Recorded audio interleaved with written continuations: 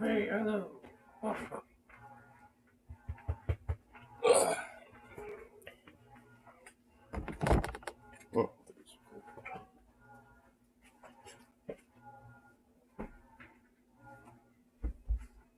ain't that no noise?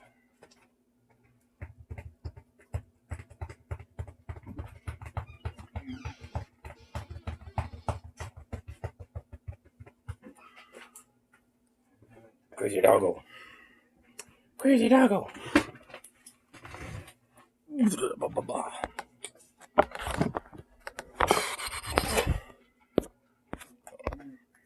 So my friends literally just hit me up right when I started this.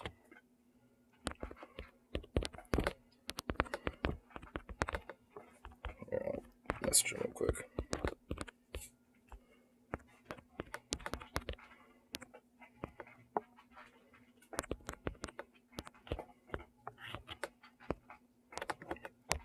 There we go.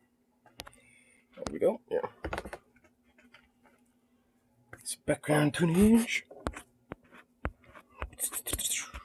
Some background tunage. In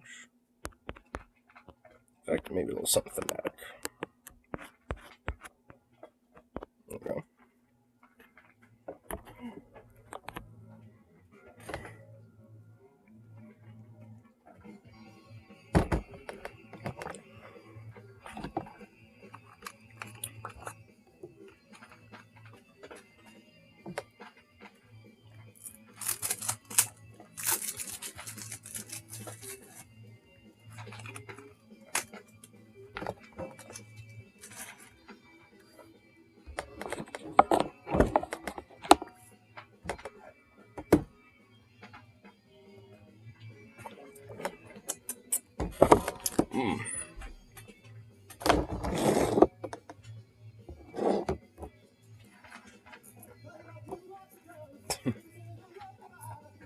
Doggo's hungry.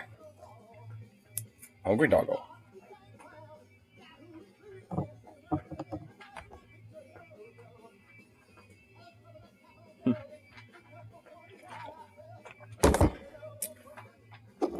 Oh my goodness. Alright. Let me get this bad boy all loaded up.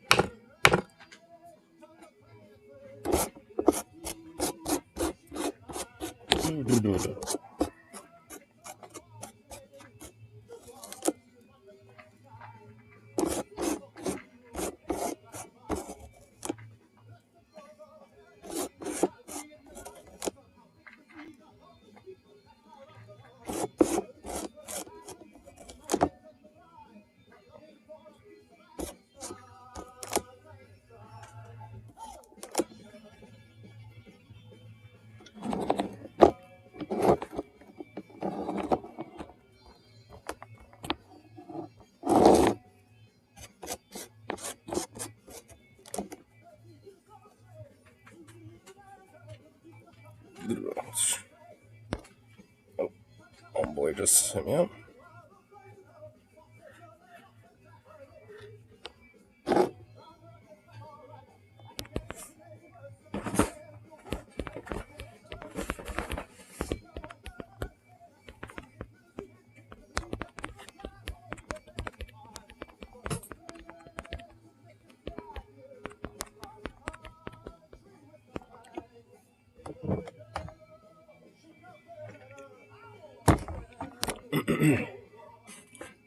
My friend just hit me up about the whole Cessfest thing. I'll tell you one, like if Cessfest starts at 1 p.m. and I want to get there when it starts, I'll leave in the morning. And I'm just like, yes.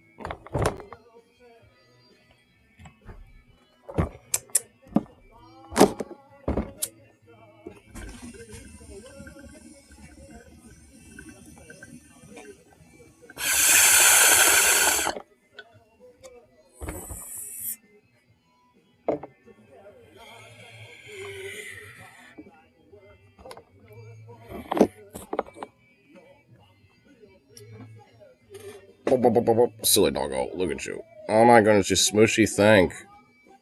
You just love those little cheek rubs, yes you do. You goofy thing. Oh, it's a goofy boy.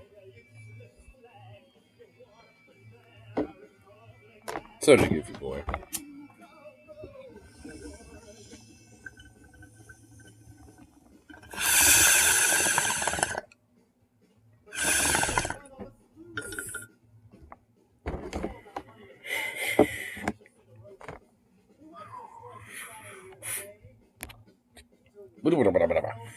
Ooh. Ooh, that hit me. That hit me right in the face.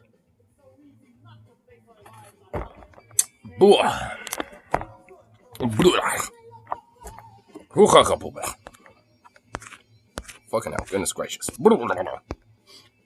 Oh, it hit me in the dome.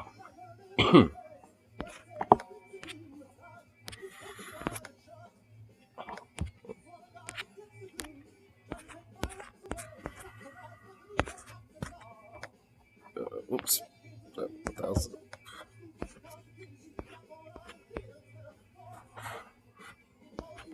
The hell?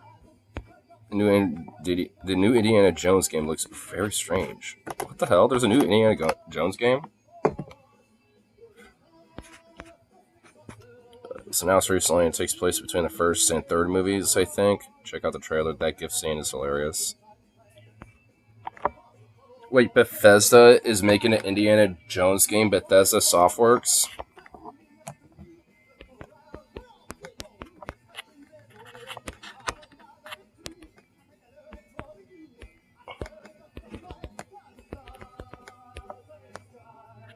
Hold on.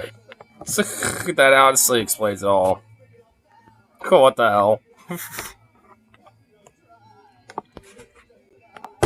Dude, I gotta look at this. I gotta see this. There's a new indie game for Boy Indiana. Like, seriously? Like, how absurd is this?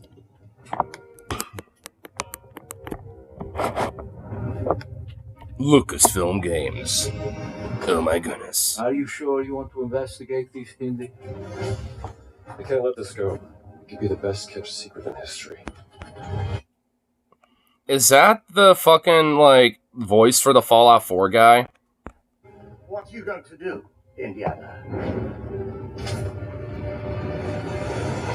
These artifacts have a deep connection to something in the past. Boss believes they hold a kind of power. A discovery that could change the world. What were you doing out there? Fresh air! Fresh air! Oh no. Oh, now my homeboys fucking hit me up about some shits. Hold up. Let me see what he says. It says faster to board 75, then we get off for whenever we want. Cool. Alright. That at least should make it easy peasy. We have to find the stones, Gina. Or they will.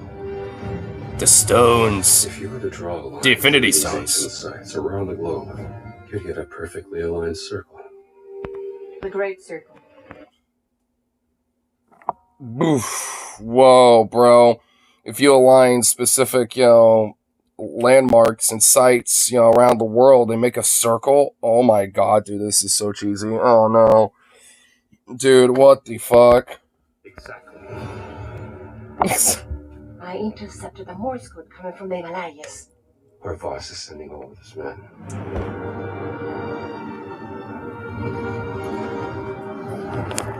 Is that a... Battleship? Yep. Let's get it closer.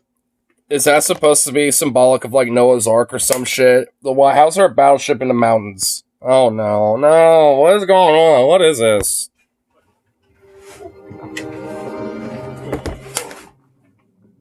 Gotta find the stone and get off this ship. What's that in his hands? Are these Nazis? What does it say? Earth something. Looks like a Nazi hat. I heard German. Yeah, these are Nazis. We better hide.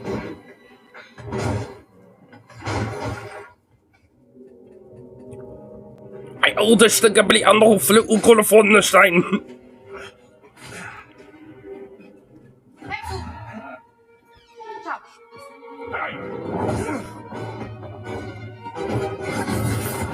I like how there's just a fight scene out of nowhere. Hands behind your head. Perfect English out of nowhere.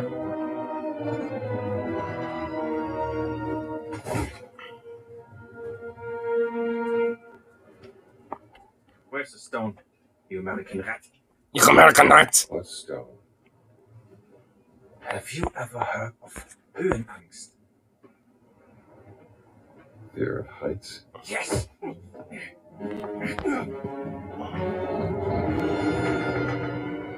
And I have it. I endured this dreadful mountain even if my mind was screaming every step of the way. Because of a concept you narrow-minded Americans will never understand. So what? Devotion. Total and absolute devotion to the fatherland. What does this have to do with anything? What is happening? You have no purpose. What you have is your stupid American cartoons. Choo choo, choo choo. Ha ha ha ha. Dude, what is this? This is like what they revealed. How the hell does this look so good, but it's so dated at the same time?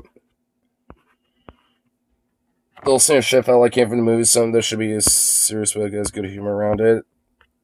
Dude, are people, I don't know. I don't fucking know, bro. I don't know. You laugh and dance, celebrating your own idiocy and critics a place you call beer. I will walk through fire for the devoted men of the Reich. Give me that stone. Now! That's the stone. I can't give you what I don't have. I shall search your corpse to make sure. Wait. Give me the stone.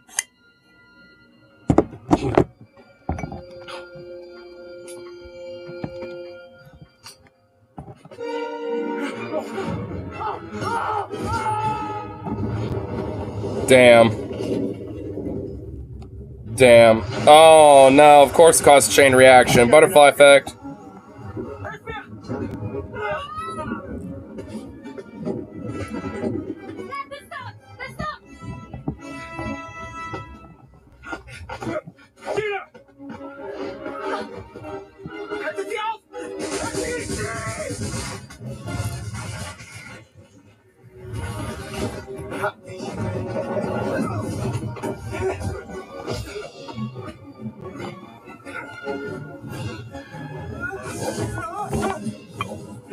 They just let him die.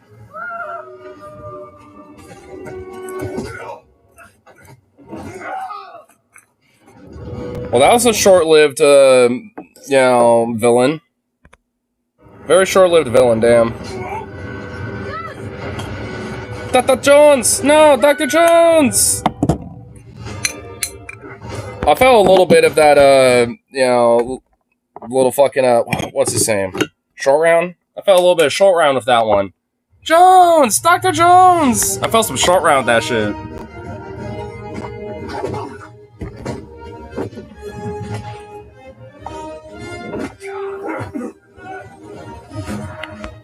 You know, I don't know. I'm kind of starting to feel a little mixed about this. I don't know.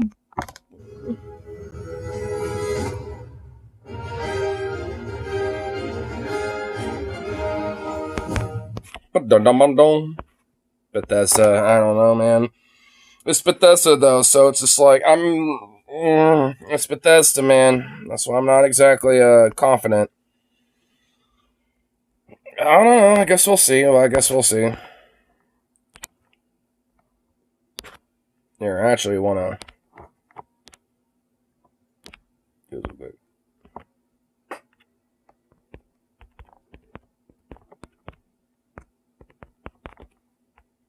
I'll do this real quick.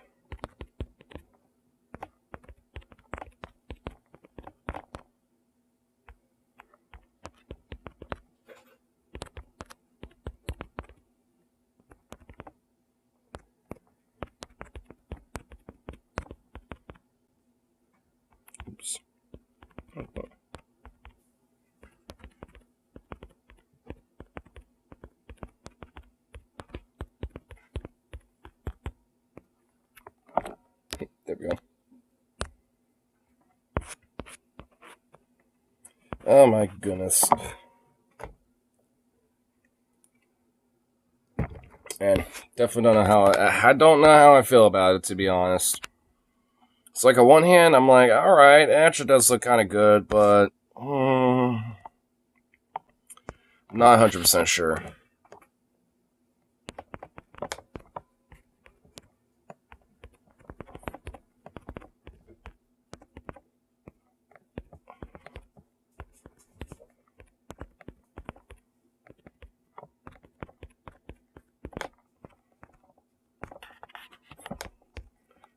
Do this. Just make sure I update with my friend one more time here.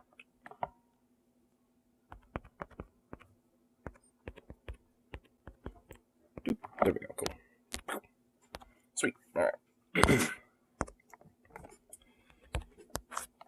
Yeah, I don't know. I mean, a lot of people in the comments on that video seem like they, have some, interest to this new Indiana game, but I don't know. It's like, it doesn't, like, Indy does, he sounds like the Fallout 4 guy. Like, I forgot what, Nate, I think, the technical, character or whatever. Like, he I won't be surprised if it's the same voice actor. He's just kind of doing a little bit more darker, lower voice, kind of like that, to kind of try to mimic a Harrison Ford, like, kind of gruff voice, but, it's like, I don't know, It's like, to me, it just kind of, in a weird way, I feel like it would have been better if they just got Harrison Ford to voice act. Because, like, he could still do the voice act for for Indiana Jones. I mean, granted, he sounded a little coarse occasionally, but he could still probably do it.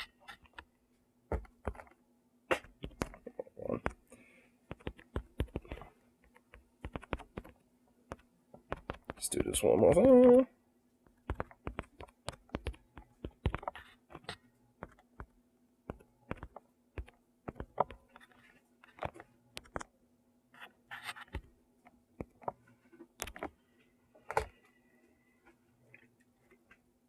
Wish my whole boy Metal 2 would just pop in here instead of like going back and forth on Telegram. I told him I was on here because he hit me up like right when I started this. I'm just like, well, fuck. It's like you can't just like ignore him because it's actually like an important little back and forth. But it's like, fuck, dude.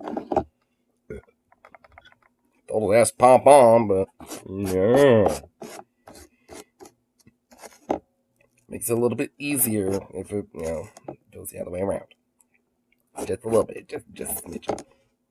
Just a smidge.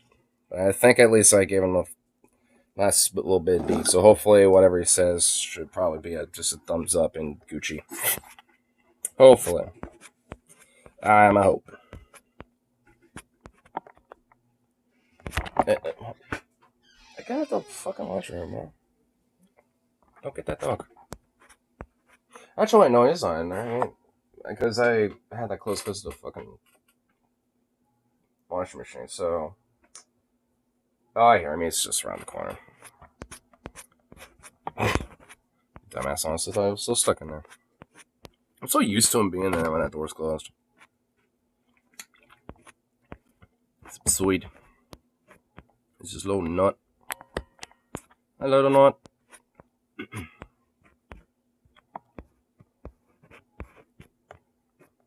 Well, we'll see what's happening for today. What other little things are going on?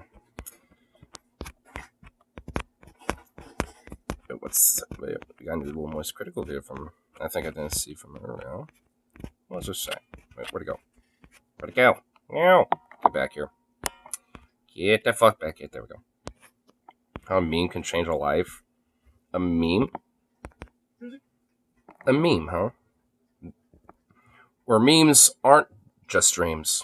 Because sometimes memes aren't just dreams. Sometimes they can change your life and truly be the dream that you want to be. Crazy phenomenon with the internet, with this wacky cyberspace where the smallest interaction ever can change someone's life. Like, I'm talking about a single sentence sometimes leading to an entire career and changing the trajectory of someone's destiny. I think the best example of this is Danielle Bregoli. She had a viral segment on Dr. Phil back in like 2015 and it ended up with her saying, "Cash me outside," and people memed it. Those memes became extremely popular. Thus, Danielle Bregoli. Did she become a rapper or like some like music artist? I think I remember she made a song, like more of like a one-hit wonder, basically, but like a song of like of that incident, being like, "Cash me outside, bitch. Cash me outside." I think it was something like that. It was honestly just like cheesy and just wrote because it was obviously a cash grab. But yeah, she did straight make a whole fucking song out of it. I remember that much. Became extremely popular, and now fast forward to today, she has a multi-million-dollar career that all started because of that meme. Really? No shit. Damn. Okay, man. You know, they cashed her outside, and how about that? And, you know, this is what happened. She got multimillionaire status. Over a meme, apparently. Alright. I mean, like, I guess there's a silver lining to Dr. Phil's shenanigans. Sentence. It's just so interesting how something as small as that can lead to an entire career. But it's not a guarantee. This isn't like a formula everyone can follow. Even if you succeed at becoming a meme, you might not necessarily get like a long-lasting career from it. You might just get 15 minutes of fame. Or it could kind of be like a, you know, have like a niche little, like, you know, kind of like a style of like a cult classic kind of, you know, community. Like there's this guy on YouTube called The Legends of Jeff. But he's the dude where he infamously basically, you know, like, talked down this officer in an interrogation because he was just like, "Man, I just want a Coke. I don't give a fuck," you know, and pretty much gave the officers nothing. And was actually pretty funny about it and ended up being kind of, in the true crime kind of broader community, ended up kind of becoming a meme, you know, of like, essentially of what to do when you don't want, you know, like cops to like, you know, detain you or, you know, or anything like that and all this other shit where, you know, it's like a whole thing. Seems like, and his name is Jeff, and like he actually nowadays like, you know, is clean, you know, because when he was arrested, I think it was caught with like methamphetamine or something like that. But he didn't say shit about it or anything. But ever since it became kind of like a little bit of a meme, he actually was able to get clean and started a YouTube channel. And every now and then he'll post videos, does community posts, will post some of his art, you know, because he paints and draws and stuff like that. So that's pretty cool. It shits more often than it hits. Another great example of that is there was a viral meme a couple of years back with the "You're Breathtaking" guy, where at a video game conference, Keanu Reeves was on stage, the word breathtaking got used, and then someone in the audience shouted, "You're breathtaking." Using advanced DARPA technology and the CIA's latest and greatest, people were able to identify the gamer. And the gamer tried to use this to his advantage to make a career out of it, so he started making content, and this became his entire branding as the "You're Breathtaking" guy. It was like his whole fucking catchphrase, like he was like Tony the Tiger with Frosted Flakes. It became a core part of his identity. He would just spam the word breathtaking, saying things like "stay breathtaking" and all of that. And unlike in Danielle Bregoli's case, people abandoned him. It didn't stick with him. People didn't continue to support it. He tried to ride that wave, but unfortunately the surfboard slipped out from under him and he just ate shit in the rip current. Damn. He did not blow up like Danielle Bregoli did, despite doing pretty similar things in terms of trying to ride the meme. So it doesn't always work, but when it does, I find it to be extremely interesting. Right now we're witnessing someone else attempt a similar thing, where they've become a meme, and now they have gone fucking elbow deep into that butthole here, putting all their eggs in that basket to try and ride that meme to a long-lasting, multi-million-dollar career for it. I'm talking about the Hawk-Tuah girl. What's one move in bed that makes a man go crazy every time? Oh, you gotta give it that Hawk-Tuah and spit on that thing. What the fuck? Okay, what the hell? That Hawk-Tuah and spit on that thing. Alright, well, I can see how that's a little bit of meme. I don't get you. I think you gotta demonstrate. Hawk-Tuah! Like with the whole fucking like shebang and all, you gotta go what, and then just get all up in that thing and then go. I'm sure most of you watching this have seen this clip. Right now, the Hawk-Tuah. I actually remember it. This happened like what, like a year or so ago? Yeah, we kind of remember this. Like, and honestly, I mean, it's just kind of a silly little thing. She was probably, had a couple of little like, like lemon drops or some shit at the bar, martini or two with the girls, and got a little silly. But whatever, it's just kind of some harmless fun, but I guess she thought, hey, I could be, like a content creator with this. I mean, sure, but like, not everyone's really cut out for it. I just recognize I like to do it as a hobby and whatever the fuck. If some random like cosmic fucking stars align, then they do. But I don't give a fuck. I just like to do it for fun. Is more popular than Jesus Christ. More people know her name than their own parents' name at this point. She has blown up because of that clip right there. And really, it's an entertaining clip. I see why it became popular. I get it. Who doesn't want to giggle at someone saying, Hawk Tua, spit on penis, spit on that thing. Like, sloppy wiener spit, whatever. I get it. Like, it's not like I'm an old man shaking my fist on the lawn trying to figure out why shit's popular. I get it here. You damn delinquents and your confusing memes. Back in my day, memes used to make sense. There was that Magusta. Became so popular that it actually boggles my noodle a little bit. It blew up in such a way that I haven't really seen before, where almost immediately she was invited to like a Zach Bryan concert where she was on stage. No shit. Well, hey, like, she had her moment of fame, and she actually kind of got, like, dressed up. She kind of got some drip going on. I've seen before where almost immediately she was invited to, like, a Zach Bryan concert where she was... And, dude, got all nice and snazzy for it and everything, all right. Cool. I mean, so far, good for her. I don't see nothing wrong with it. I don't really think there's, like, some twist to this story, though. I just think, she's, it's probably going to be like an oof. She did a cringe and, probably needs to, like, just kind of just accept, the fame she got and just go with it. Instead of trying to, like, yearn for it and try to reach for the star like Icarus, like, because I don't think it's going to work. But still, this is pretty cool, though. I mean, I'll grant, that's pretty dope. Stage. She then started getting invites to every podcast that's ever been made. I imagine it was probably like that scene out of Harry Potter when the owls just kept shooting new letters through the fucking front of the door. Podcast invites for the Hawk Tua girl. So now she's been going on like the world tour of podcasts. She even mentioned on one of the podcasts that she's already quit her job. I've been dropped out of school for like a year or two. Okay, so this was like... I didn't quit my job. I said, peace. I'm the Hot Tour girl, pace, bitch. I don't give a fuck. I'm making bank now. A couple years later. Oh, hey, remember when I said, pace, bitch?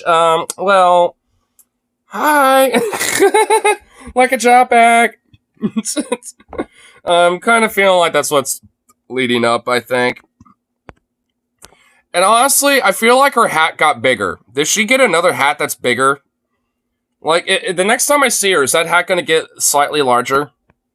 So now is like you're going to go to LA, you're going to go to New York. Oh, yeah. Do you think you see yourself like starting your own type of like show or podcast, or you're just going to be like an internet person? Or, are you going to do something like me and have to see as competition? Or, or just going to be an internet person I can interview? That seemed a little side jabby. Dang, girl. I think we're going to do like a show, and then we're just going to be like on a bunch of podcasts and everything else in between. Cool. So kind of just figure. So not really an answer. She doesn't know what she's doing. She's just kind of riding the wave of fame and doesn't know what to do with it. That's not good. That's not good. Oh yeah, there's more to come. Don't worry. Oh, There's well, more yeah. to come. Like, you had the whole team. It's so Right. crazy. It happened. The internet is insane. Your Oh, life yeah. changed overnight. It really did. Yeah. For sure. Oh, She quit that. It really did, for sure. I had a little too many martinis, but you know what? I'm just gonna double down and own it. I don't give a fuck. I initially thought it was a little embarrassing when I woke up, but when I saw the memes explode, I realized I can own this, actually. But she's not... I don't know, this whole, podcast world tour thing or whatever the fuck, a huggabaloo, it's like, I don't know. Like, that, I just feel like this isn't the way to do it. Like, she could probably, do some, weird vlog reviews or some shit. Or maybe, do what that guy, how initially all started. Do what she was doing. See if she can, get someone to kind of, be kind of like the Hawk Tua, get someone to, unintentionally go Hawk Tua or something like that. Like, Hawk Tua! Or, do something where you're like, oh, man, that's a bunch of Hawk Tua. You can own it in a way where I think it could probably work or something, but I don't know. This, I'm just gonna do a show, just do podcast. They're gonna fizzle out quick there, girl. So fast. It feels like the second her meme hit 1 million views, she just turned in her 2 weeks notice and said, "Fuck it, I'm out. I'm a meme now. I'm better than this. You're beneath me." And she just walked right out the doors. And it's not that I don't respect the hustle here. Like, I get it. Like, in life, you're only given so many opportunities to try and make like the dream career happen for you, and this is definitely a gateway. Like, it certainly could be. But man, she is fucking speedrunning the entire online content creator roadmap here. The only thing she's missing right now is making a dog shit rap song, which I do think is probably only a month or so away. You'll notice that in that. No, it hurts. She's gonna probably make a country song. I'm seeing the vibe and the aesthetic of her. She's gonna make some country song shit. Country hip hop, maybe. Interview, she said "we" instead of just referring to herself alone. And that's because she's already got a team behind her. This isn't some kind of Gollum and Schmeagol situation where she's referring to herself as "we." She already has people around her working on making a whole career out of this. That is just so fascinating to me that all of a sudden, overnight, with a single sentence, she is now already going down this path in life to try and make it work. And it might work, it might not. Maybe it fumbles, maybe it flops, maybe it pops. There's no real way to know for sure. But I do want to pop a finger in my butt and pretend to be Nostradamus here for a second. I'm going to make a prediction. She's going to release a rap song in the next month. It's going to have Hucked. I feel like it's gonna be a country song. I don't know why he keeps thinking rap. Wearing the cowboy hat, looking like a, like suburbanite, wannabe cowgirl out of Nashville or some shit. Dude, I'm telling you, she is gonna make some bunk-ass mainstream country song. Like, dude, it's not gonna be rap. See, that's where I think he's wrong. It's gonna be some country shit, dude. Stereotypical, like, cowgirl fucking country shit. Like, dude, straight up, I would put fucking hella money on that. I'm not even fucking fronting on that. I totally would. As like a hook, and I don't know what it's gonna be called. Maybe the fucking Haktua Electric Slide Part 3. Like, I have no clue, but I am confident that she is going to make a song in the next month. Mark my fucking. I already feel it in the bones, dude. Dude, there's something about these memesters and these people that like become memes that do this. Like, it's kind of like, like, it's not a new thing. I mean, fucking Lil Nas X has done it, and shit, for example. Like, there's been plenty of these people that have done this. Cash Me Outside chick, and it's like, so, I mean, it's been done, so it's like, I would not be surprised if she comes out, maybe not with a rap song, but at least with a country song. I'm putting my bets on that. I guarantee you it's a country song. Put it down.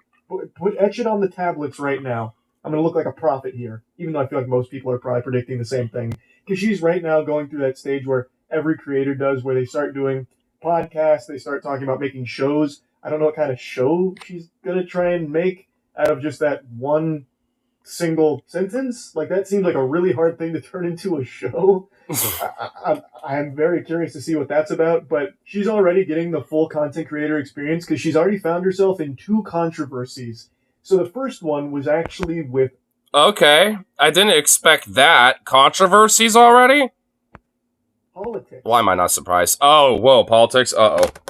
So on that podcast, she got asked a question about who she would spit on the dick for. Like, who she would Haktua on, basically. And one of the people that she was asked if she would basically suck the cock of... No!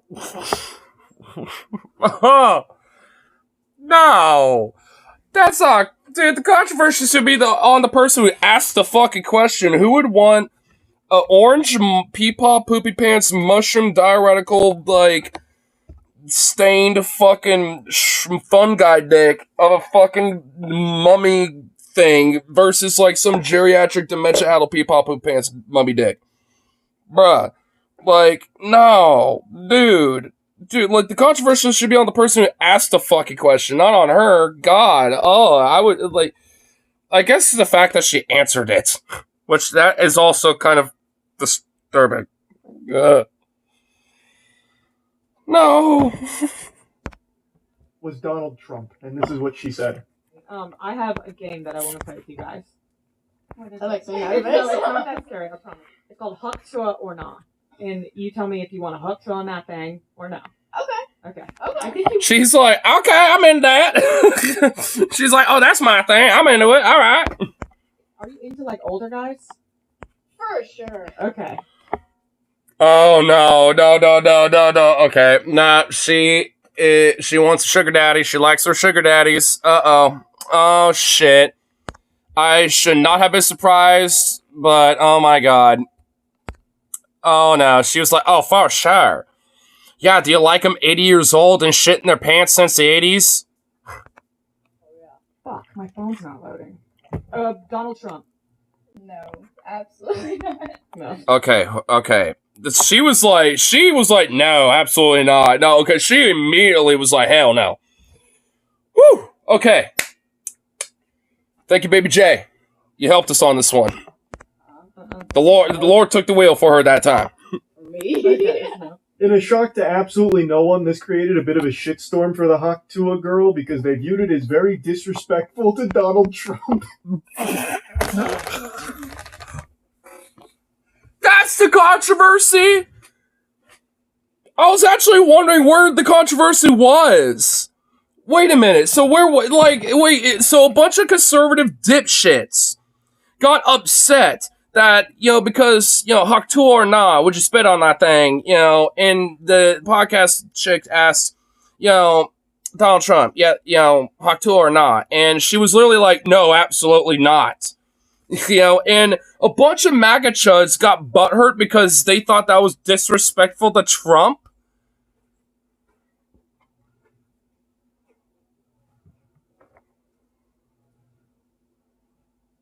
What? I'm actually starting to like this chick now. I'm starting to like the Haktua girl. I'm starting to like her. You know what? I respect the hustle.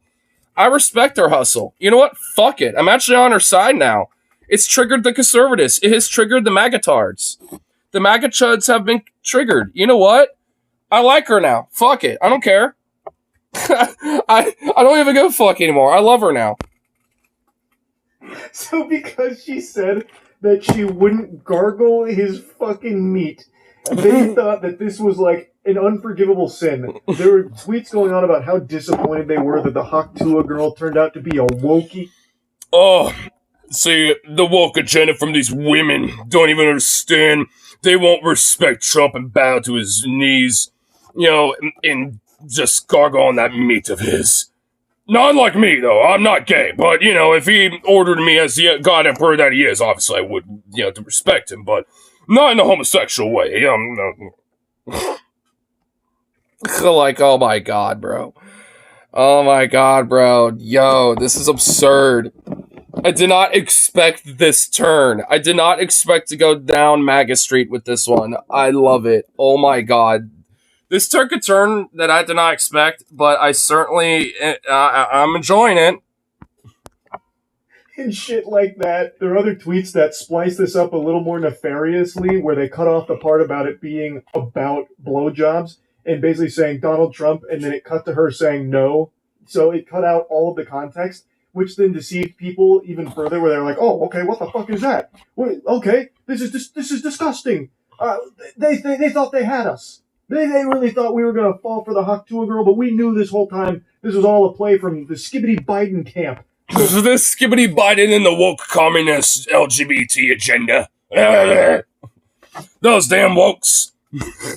Fucking brainwash us and fool us all. We knew we couldn't trust the Haktua girl, which then led to her second controversy, where a lot of people are claiming she's an industry plant, because she got so big so quick, and that clip, that little section there, got taken in so many different ways that they think that this is some kind of political push, and that's what her whole...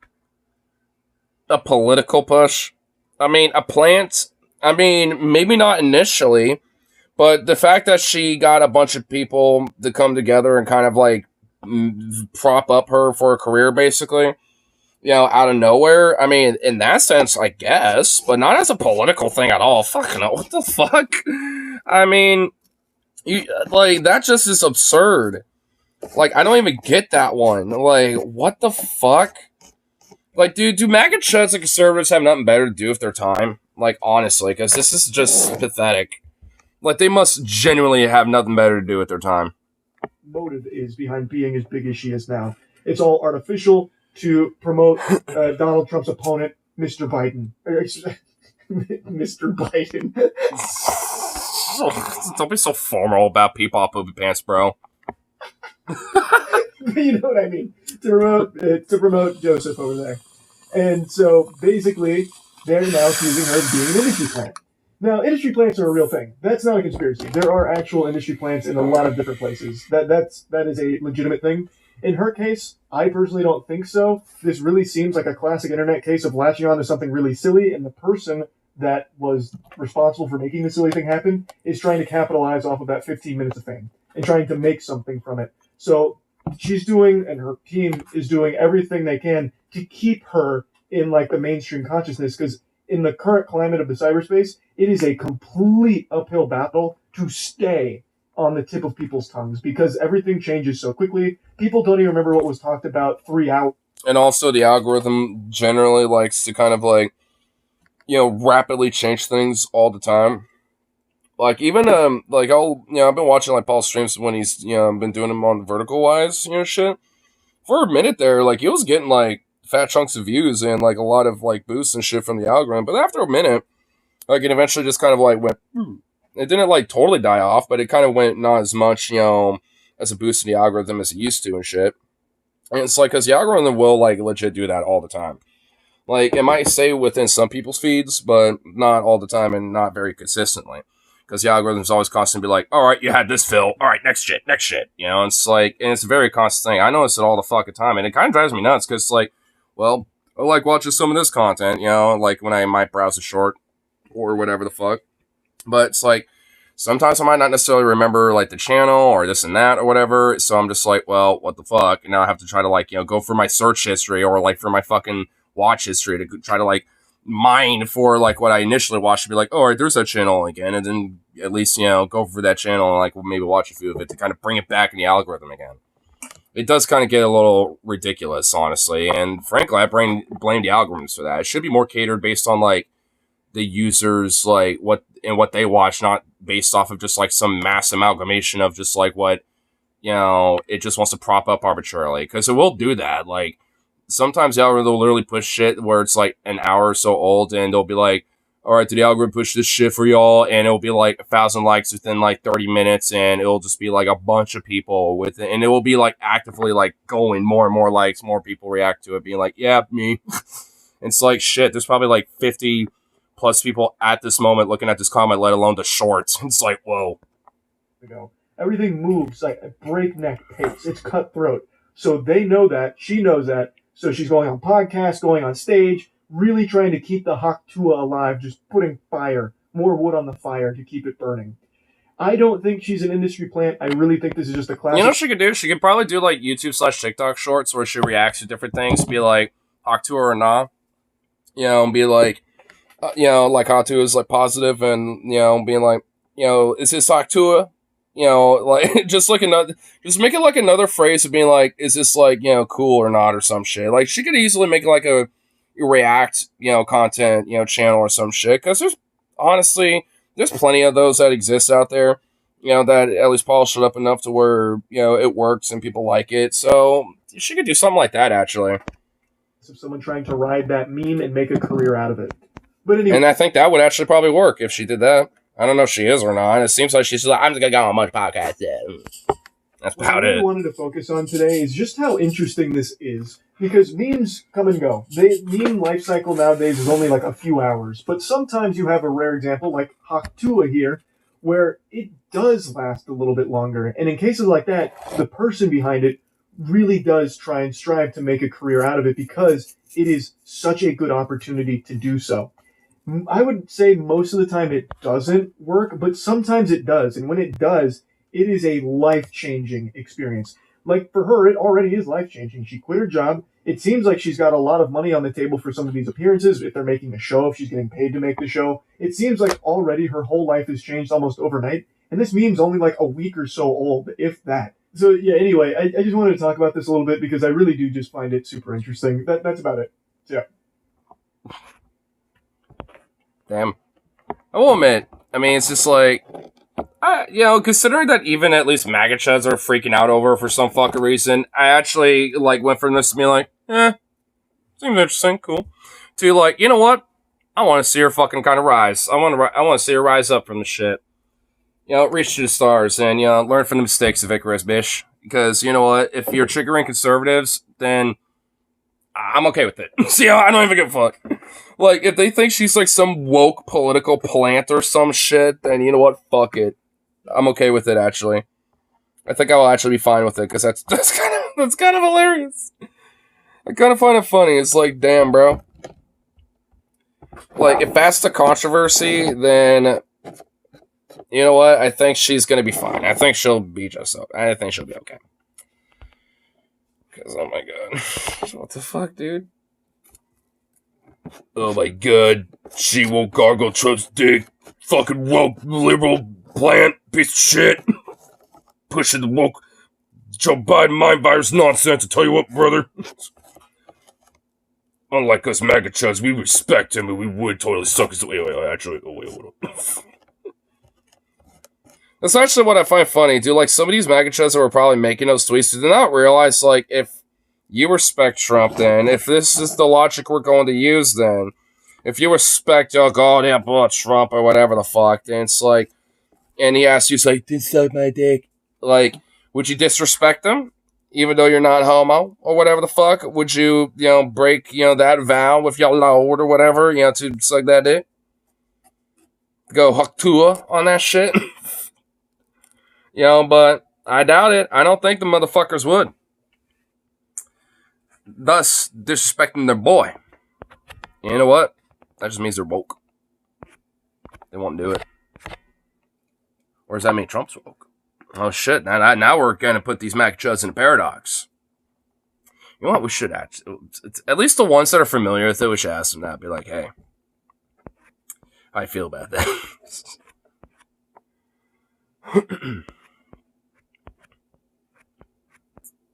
Here. Let's see what little things are going on now. See what little things are going down. Boom, boom, boom.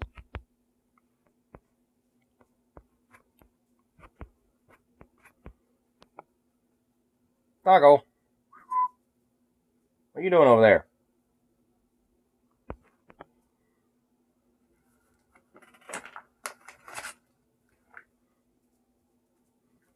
Hi, buddy. Well, hello. You want to sit in that chair over there? You be a good boy?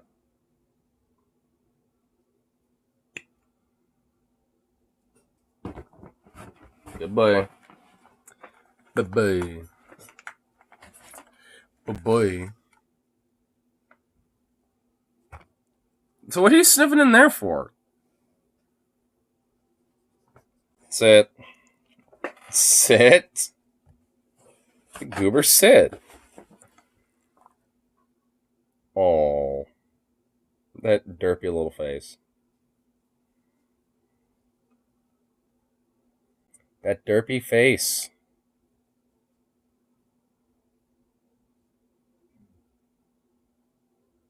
Yeah, between you and Vito, I think you got the more derpier face. Paul? Good boy. There you go.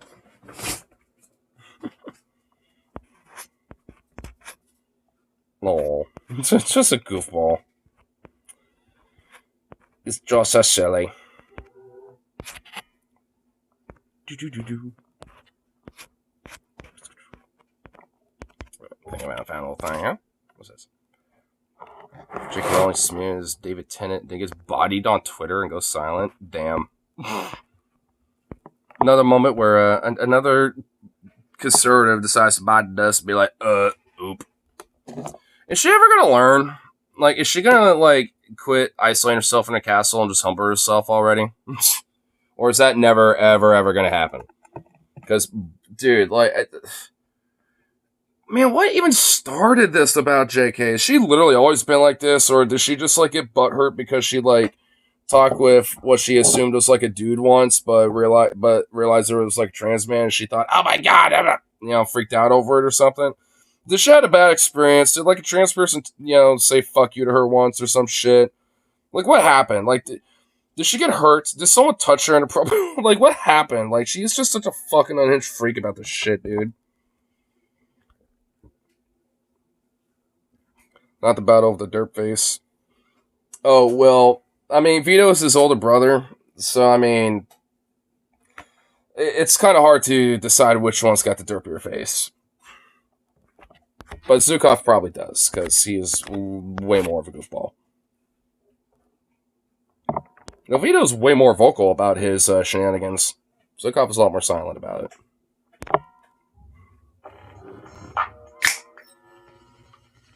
J.K. Rowling has become increasingly deranged over the years, and I think that... Well, she's also British. You know, that would explain it too. She is British. And hey, you know what? All things considered, this is the day that he got folks like good old William Dawes, Paul Beer, and two other people I can't really remember that went out there and told folks on this night that them British were coming. Them goddamn British were coming, boy. You had J.K. Rowling's, the fucking Nigel Farage's, the fucking Pierce Morgans. They were coming, boy. And Lord of mercy, did we not listen? For they have shown up on our waters. And have cursed us with their sin of being British. Now, most of her fans won't even deny that she's transphobic because she's just explicitly transphobic. She's been obsessed with trans people for years now. It's all... The fuck? This is like an essay. It's like a high school essay of fucking screed. You've asked me several questions on this thread, accused me of avoid answering. Oh my god. I'm not even gonna read all that, but holy shit, that is a goddamn essay. She tweets about. But what's so funny is that, she reads the comments. Like, I tweeted to her one time, called her a garbage person because she tweeted out some charlatan doctor who's a quack who recommends conversion therapy, and I just called her a piece of shit. She quote tweeted that. So she responds to people who criticize her, which I love because, I hope that all the comments that she sees... Funny enough, she even knows about the TJ Banana video. Like the Amazing Atheist Banana video, because TJ literally spammed pregnant men girl dicks over and over again in a tweet. And people like, JK, Charlie Kirk, Ben Shapiro, a lot of conservatives freaked the fuck out over it for some reason. And JK, react to it, being like, this is just degenerate thing, blah, blah, blah. And then people were like, oh, this is TJ. He also is a literal degenerate. See what he's done? And, he's got a banana video. You know about the banana video? And she actually responds like, I've heard about the banana video, and I do not need to know about what he has done with the banana. Or some shit like that. Which implies that she is aware of the banana video. She's probably seen a thumbnail, and it's like, I don't want to see the rest. I don't want to know what to do with that. That's implying that she's probably seen the banana video. J.K. Rowling's seen the Amazing Atheists, maybe at least in the frame, do some dirty things with a banana. So, that unironically is probably a thing that has happened in our world. And you know what? I'm glad for it because now that's scarred in her head. And it makes me happy. It's traumatizing. Her feelings. But she was engaging with some people. And, she just ran away after she couldn't take the heat. It was really great. So it starts with her just tweeting about trans people, as she usually does. This man is talking about rape survivors. Oh, I should start with this. So this is a David Tennant quote that she's responding to. It's a tiny bunch of little whining fuckers who are on the wrong side of history, and they'll all go away soon. So referring to transphobes, this is a based comment. It's absolutely true. And she responds to that saying, this man is talking about rape survivors who want female-only care. The nurses currently suing their health trust for making them change in front of a man. Girls and women losing sporting opportunities to males and female prisoners incarcerated with convicted sex offenders. So she's trying to make it seem like transphobes are the victims when they are quite literally the oppressors in this. And also, what does that have to do with anything for what she was talking about? Does she know there are, rape survivors who are men, too? And does she also know that, there are a lot of trans people that tend to get chased and tend to get sexually assaulted and abused and, attacked, more often than not when it comes to, especially transphobic men that tend to seek out people like that when they're kind of like looking out on Tinder or any other fucking like dating site and shit to kind of get a quick lay or something. Like that is not like an uncommon thing. That is a fairly common occurrence. So it's like the women obviously do suffer from that shit. It's fucked. But the to just like erase the experiences of people who are also sexual assault victims of any other sex or gender just on that virtue is just as equally disgusting. And so that shit happens too. And it's like to just strictly ignore that just because you want to go on some anti-trans crusade is fucking abhorrent. Situation. Trans people are oppressed. She is the oppressor. And also, she's at the tippy top of society. This person is nearly a billionaire who lives in a castle. She's not a victim, but she literally does live in a castle. It's fucking absurd. Like, if she wants to live in a castle, then maybe she had to act like it and not you have the internet. Like, literally live with, like, actual, like, some, serfs and a jester and a few, servants, to, brush up and, sweep up the, manor for your old, milordess, or whatever the fuck. I mean, it's like, actually live like you're in a castle and quit using the internet and modern technology then, bish. Like, dress up like you're some fucking, like, royalty from, like, like, 1086 or some shit. To make it seem as if anyone who is pro-trans is somehow LARP's like, medieval peasant act like it. Inadvertently against people who suffer from rape. Now, I get that she wrote a book about some murderer who happened to be trans, or they were cross-dressing. I'm not sure what the specifics were. So she's fabricated this image in her mind that trans people are demons, but that's actually all fiction. She made it up. But now she's trying to take her fiction and apply it to real life and say, oh, well, if you support trans people...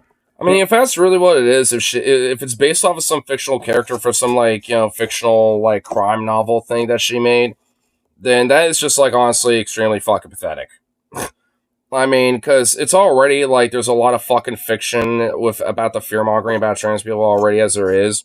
And to literally concoct your own fiction just for a book and then down the line be like, oh, well, trans people might act like this. Even though there's no reported ever cases of, like, trans people, like, overtly being serial killers and murderers or anything like that.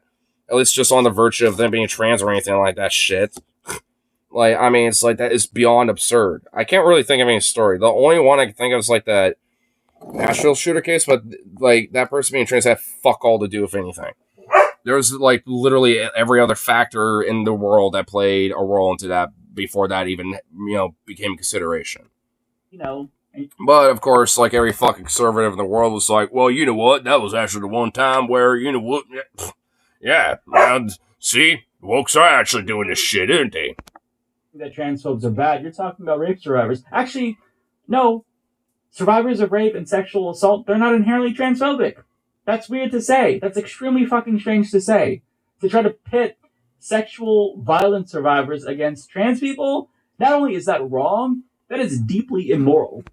But people respond. It's just fucked up. Like, I mean, what? Like, can't, like, people who have survived, like, abuse and assault in that way, like, not be supportive of other communities? In fact, wouldn't that make them a little bit more supportive? Because, like, hey, I've been oppressed, so much so that I've had, like, my bodily autonomy rights, literally rejected away from me in a sexual way. Like, and that has traumatized me and scarred me, and I hold my own trauma and struggle from that now. It's like, I mean, it's a whole different ball game, but there's still, like, the commonality of, like, oppressed struggle of, like, I had some really ripped away from me. Like, or there's something now missing from me because I had it taken away in some way. I mean, and it's a totally different form, but, it's like, shit. Like, there's this still at least coming out of, like, hey, there's this, a struggle of trauma that the trauma that, people, like, don't deal with on an often basis and shouldn't have to, but it's like, it's one that is there. And it's like, and there are definitely a lot of people that have trauma of different forms that maybe can't relate to that specifically, but can at least have a commonality of, like, yeah, I can't relate to this specific parts of it, but shit, like, the struggle of it, or like the PTSD elements, or like, the anxiety that comes with holding that trauma and all this other shit. There's commonalities with that. and to at least understand each other with those things instead of pitting people against each other is a healthier, thing to do. And if anything, should be more connecting for people because it kind of gives people a bridge for each other to try to understand each other better. I mean, that's at least for me, the point of it. Why pit, someone who struggles with their, own sexuality and maybe doesn't have to worry about like sexual assault or anything, and yet someone who had to deal with that shit maybe doesn't have to struggle with their gender identity or anything, but had to deal with that. Why pit them against each other for fucking what? It's like, if anything, they can probably have, fruitful conversations and, good conversations with each other. And if anything, maybe learn, a thing or two from each other, about how to deal with, like, certain anxieties or certain traumas, from their own personal experiences that they had to deal with their own life stories, right? Like, the fuck? In a way, it could probably be therapeutic in a sense. So this person says, Siri, show me an example of false equivalence. I just activated my Siri. Okay. Stop listening. he actually activated the Siri. Damn. Thank God I don't have an iPhone because I don't got no damn Siri. Actually, mine's touch based. Like, I have a button that I can hold down and then it'll be like, Google Assistant. I think if I did the Hey Google thing, maybe it'll do it. Oh shit. Okay, no, it didn't. All right. Well, actually, you would know if it did pop up. Wait, hold on. Let's see. Hey Google. Okay, no, I guess I would have to press the button that's right here. Okay, well, you know what? She responds saying, who are the little whining fuckers to whom he refers? You. And then somebody else chimed in saying, people like you who are trying to make the life of his child, David Tennant has a trans child, who is trans, a living hell. He is not going after women, he's going after bigots like you and your ilk, but you're happy to twist his words to suit your narrative. She then responds, True. And by the way, this is somebody who's extremely famous. Look at how much he's getting ratioed in these responses.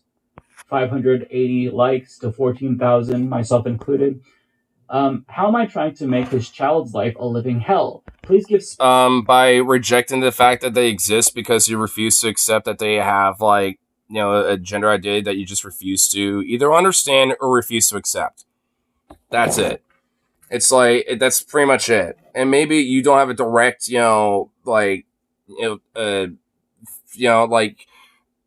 impact on that child, but the fact that, if anything, that you're kind of getting their father, David Tennant, involved a little bit by, responding to some comment he made.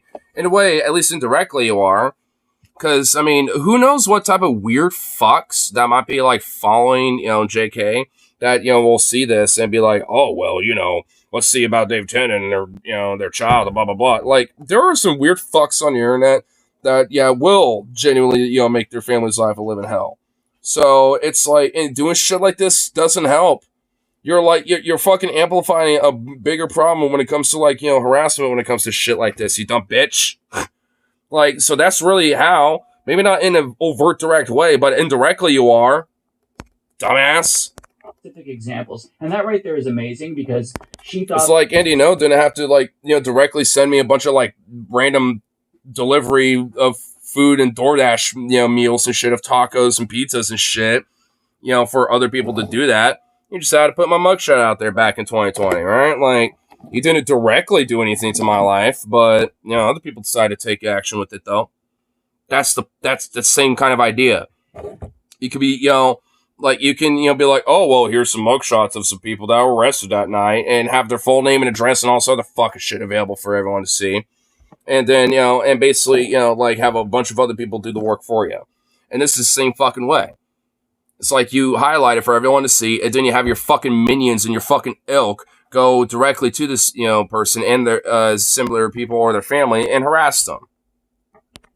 She owned them, as if there's no specific examples of her trying to make the lives of trans people worse. So, this guy, Scott Friedrich, chimed in here.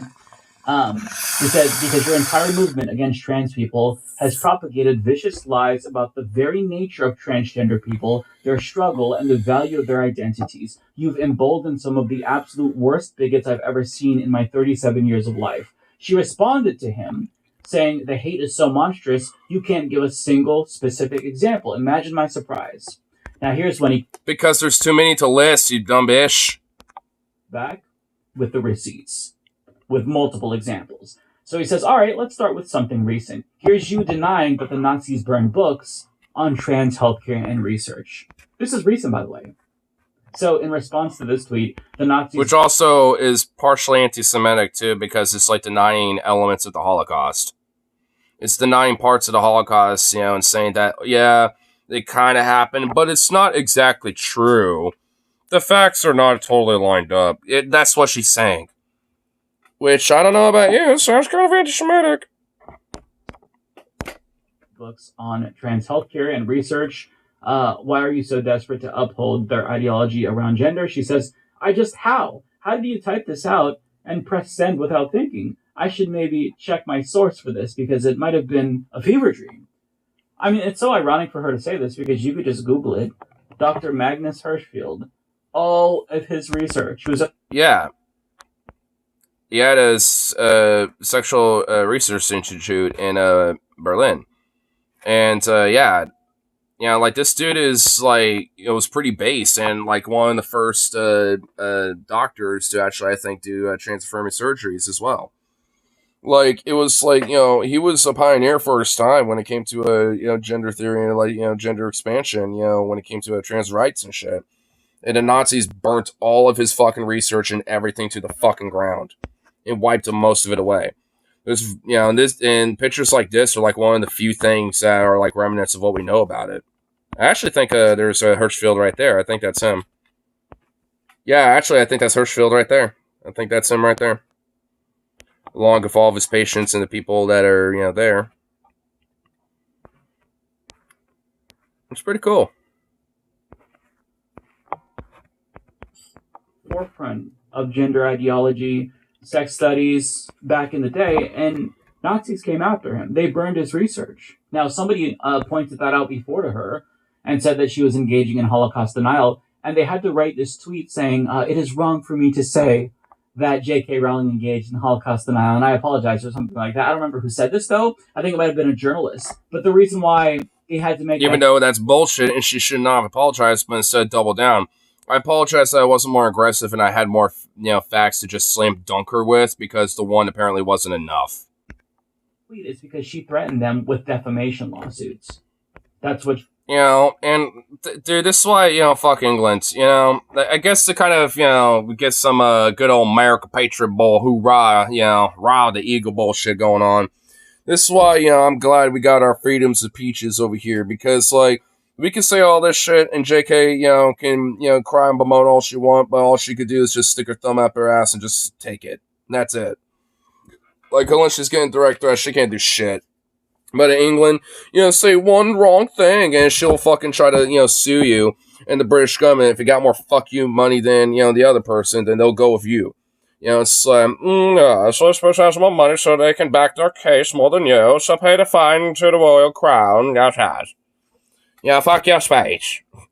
That's basically, like, how it goes. So, fuck England, fuck the Brits, you bunch of fucking knob-hobbing fucking weirdo bastards. Good lord, bunch of Angloids. Ugh. Yeah, because in the UK, defamation is, like, the bar to prove that is lower than here in the United States. But in the United States, that's a very high bar. You can't come after us in the United States. So, he comes through with another receipt here. Or how about when you compare the modern trans movement to your fucking Death Eaters? So, some of you have not understood the books. The Death Eaters claimed we have been made to live in secret, and now is our time, and any who stand in our way must be destroyed. If you disagree with us, you must die. They demonize and dehumanize those who are not like them. That sounds like Nazis. That doesn't sound like trans people, but J.K. Rowling wants to compare those things straight up to, like, actual fucking, like, trans folk. Like, that's insane. It pretty much would be the opposite. I don't think it was Fixture. I think she's projected her true beliefs, like, her Ibu. Also, not your fi homegirl, not your rules, SMH. I mean, for real. Exactly. Like, it's just absurd. I mean, like, she's got nothing to gain from this, at all. Outside of just, like, honestly, isolating herself in her castle. Like, at this point, she might as well just go into her fucking castle, act like some royal princess or some shit, detach herself from the internet, and live like, some sort of like royalty from like, 1183 or something. Like, good lord. Like, if you're living in the castle, go all the way with it. Like, good lord, leave everyone else out of it. Leave it to your weird LARP fantasies or some shit. Like, good lord. What I see as a powerful, insidious What an misogynistic embarrassment. movement. When I was growing up, my mom used to not like JK and Harry Potter at all because she thought it was like satanic witchcraft and she was teaching children about like witchcraft and Wiccan paganism and devilry and blah, blah, blah, blah, blah, and all this other shit. Like, she thought, like, my mom, like, kept me away from it for some dumbass fucking reasons. But you know what? Silver lining. I'm going to give a W to my mom unintentionally for that one because, you know what? I'm glad I never got into Harry Potter, so I didn't have to have this conundrum of like, well, I like her stuff, and I never had to deal with that. So you know what? Yes. Now I straight up got no fucking interest in this shit. So I'm just glad. I'm kind of glad I just dodged that entire bullet. Like, and it was like a gigantic fucking like 20-pounder cannon, grape shot, fucking like going sprawling everywhere. Like, I was like, and I dodged all of it. I'm just like, shit, I mentioned that. Fuck, man, I'm a lucky bet. I should get the fucking lottery ticket. It's like, cause shit, dude. Dude, honestly, because Harry Potter's just some silly wizard fantasy stuff. It's not even real at all. And honestly, she was. Like, she really had some odd suspicions and shit. Like, that she tried to kind of, like, put on me a little bit. And that was one of them. I distinctly remember that. And I just never understood it. Like, but... if she was so against it, why'd she marry one? That's what... that's the weird conundrum of it all. Like, I guess maybe it was a denial in her head, so she had to try to, like, project that onto me. I don't fucking know, bro. I don't know. First line, whatever religion you want me to be. I think that's why, because, like, well, then you're Christian then. Okay, I guess I am. Well, there you go. That's probably how, yeah, she probably thought, you went away from it because of that. I guess, I don't know. She's a enigma sometimes, okay? Even to this day, I look back at some of the stories and from what other people and what she said, and even I still don't understand her. Sometimes I don't even know what's accurate. I don't think anyone does. I don't even think her own sisters do. I love my mama, though, but, she is a character. My mom is certainly a character. In very influential areas of society, I do not see this particular movement as either benign or powerless, so I'm afraid I stand with the women who are fighting to be heard against the threats of loss of livelihood and threats to their safety. Loss of livelihood, you tweet non-stop about trans people, and it hasn't cost you anything. You're just as rich as ever. You're getting richer. And if anything, it's just costing her livelihood and time. Like, you could be doing so much with your life right now, J.K. Rowling. You could, be playing golf or badminton or whatever the fuck you British people play or some shit. I don't fucking know. Like, I mean, you could go walk around in your fucking acres of land that you own or some shit. Literally anything. Horseback riding, something. Fuck. Like, I mean, you could literally be doing anything else right now with your life. And you spend most of your time on Twitter bitching about trans people. It's like, good lord. Like, it's just so goddamn, if there's, anything taking the livelihood away from women, it's yourself, J.K. Rowling, and you're only doing it to yourself, no one else. There's a game that came out last year. Sold millions of copies. There's a show on HBO coming out where they're remaking Harry Potter for some reason. So... why? Oh my god. It hasn't cost you financially. Transphobia is socially permissible in the United States and the UK. So what exactly are you talking about? But you compared them to Death Eaters, the villains in your own book. That's fucking deranged. He comes through with another example. I can point to the several opportunities you've taken to point your huge fucking account at smaller trans accounts, mobbing them with hate brigades because you have absolutely no concern or how you wield your massive platform. And in July of 2021, Rowling tweets a screenshot of a tiny... and that's what she does. So usually if a tiny account tweets something at a bigger account, they'll delete their tweet because, you know, they can't take all of the engagement and the harassment.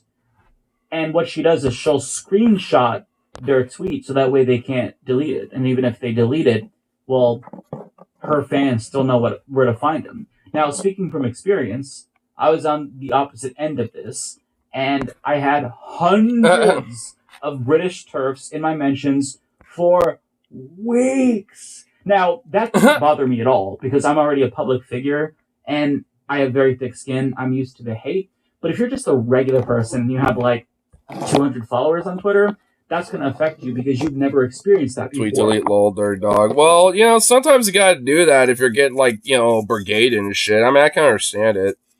But, like, I mean, when it comes to, like, you know, JK trying to, like, you know, like, kind of basically just, like, use that as an opportunity to just continuously brigade these people, it's just fucking absurd.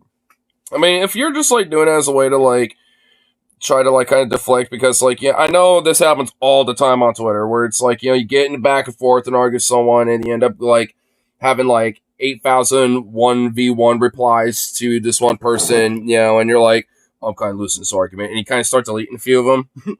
But the other person will notice and be like, hey, I noticed this bitch. You know, it's like, that's some dirty dog shit right there, for sure. She couldn't care less, right? So, reportedly, with around 200 followers at the time, yeah, so, small account, of a self-identified trans user who mentions her in a tweet discussing gender identity. Now, it's even worse if you do this to a small trans person, because you know what her followers are going to do. They're going to go in there and probably misgender that person, attack them. It's going to be like one of the strongest transphobic hate brigades that person is probably ever going to experience. But yet she doesn't care. She has millions of followers and she does this shit. Since Rowling did not remove the trans user's information in the screenshot that went out to her 14 million followers, that user is subsequently inundated with transphobic harassment and ultimately deletes their Twitter account. So they had to delete their whole fucking account because of J.K. Rowling. That's how much power she has. Jeez. Right? Now, as Lance points out here, J.K. Rowling went eerily silent after being presented with mountains of evidence. And that's the thing. She's like, oh, well, you can't provide an example. You can't provide an example whatsoever. It's like, alright, let's start with one of the more heinous ones. Is that not enough? Oh, here's some more. Oh, is that not enough? Here's some more. Oh, here's some more. Oh, look, we got some more. Wow, this file seems pretty thick. Here's another one. Another one. Curious. It's like... With 3. And then she goes silent. Isn't that funny? All of a sudden... She's not talking She's like, uh-oh, shit. Because he demonstrated how the things that she does, that's making trans people unsafe. The way she talks about trans people, the lies that she spreads, the stereotypes that she spreads, the implication that they are a threat to rape survivors, that is making the lives of trans people... Which, that in itself is even just unhinged, just on its own right. Like, that just isn't fucking, just psychotic.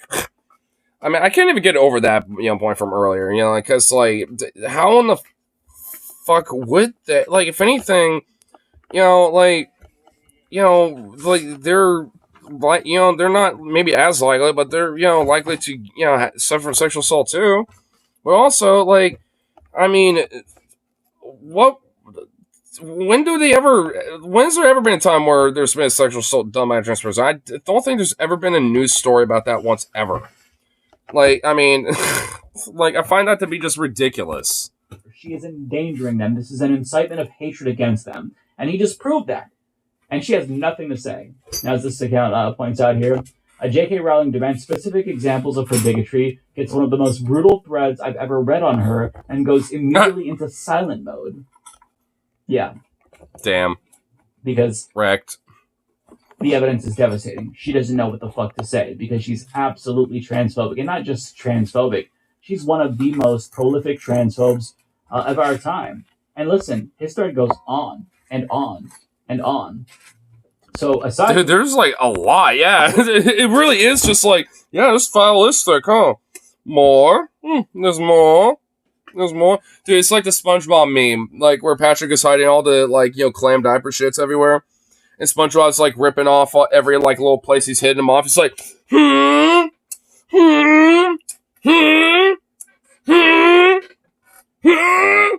goes outside. And got the landfill of them. Oh my god, dude. It's literally the meme.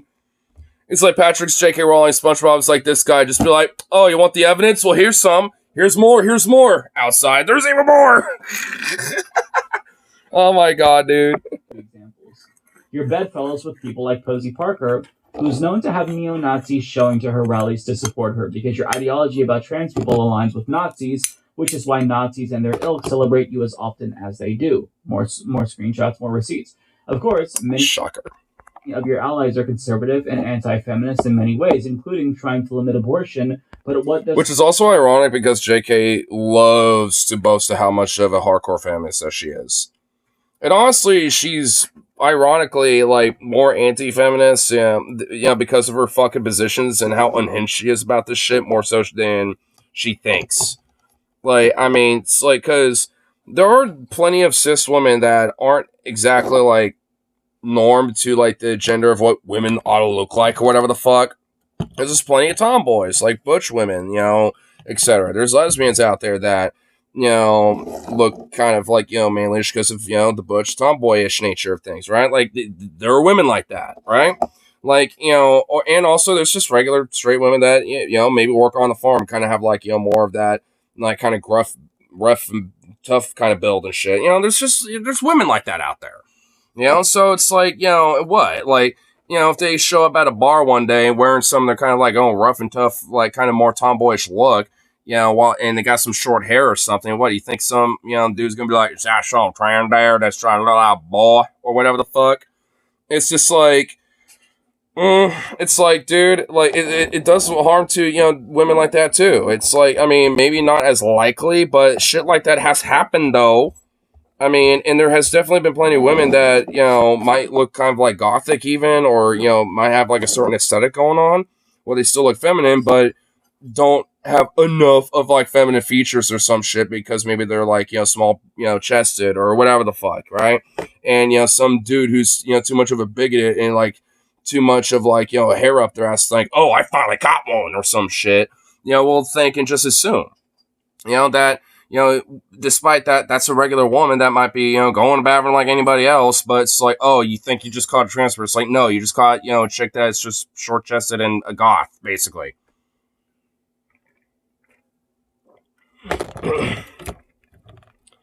Oh, shit, Rose actually finally reacted to that Indiana Jones game from way earlier that I reacted to initially at the beginning of this. You got a lot to answer for, you rushing on developing your games, piece of shit. Bethesda! Dude, I know. Bethesda and Lucasfilms, bro. I don't know, bro. I don't know how I feel about it, bro. Dude, oh no. Yeah, it's yeah, man. I don't know, bro. I don't know how I feel about it. It's like, on one hand, I feel like it might be at least okay, but, dude, that's probably the best it would be. Okay. I'm sorry, it's probably going to be bunk. It's going to be bunk. Right? As long as they're anti-trans, you'll give your support. Maybe you shouldn't invoke the fuck. Remember the hypothetical transfer of looking at the pictogram outside the women's restroom? That's all of them. Taliban, when talking about people who are looking for safety, support, and recognition under the law for their children, and maybe grow some thicker skin. Maybe you shouldn't invoke the fucking Taliban. J.K. Rowling says David Tennant is a part of Gender Taliban? The Gender Taliban?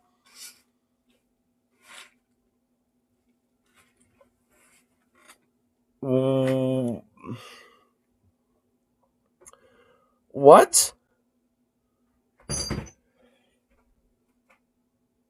The Gender Taliban. Okay, then. When people call you out as a bigot because you say bigoted shit. Exactly. Yeah. Okay, I didn't know. I guarantee you, if, J.K. Rowling saw a video of, like, the Taliban in Afghanistan, unironically, like, releasing a video, executing and beheading, like, 20 trans people that they caught in Afghanistan or some shit, like, J.K. Rowling be like, this is how you deal with the trans evil not agenda or whatever.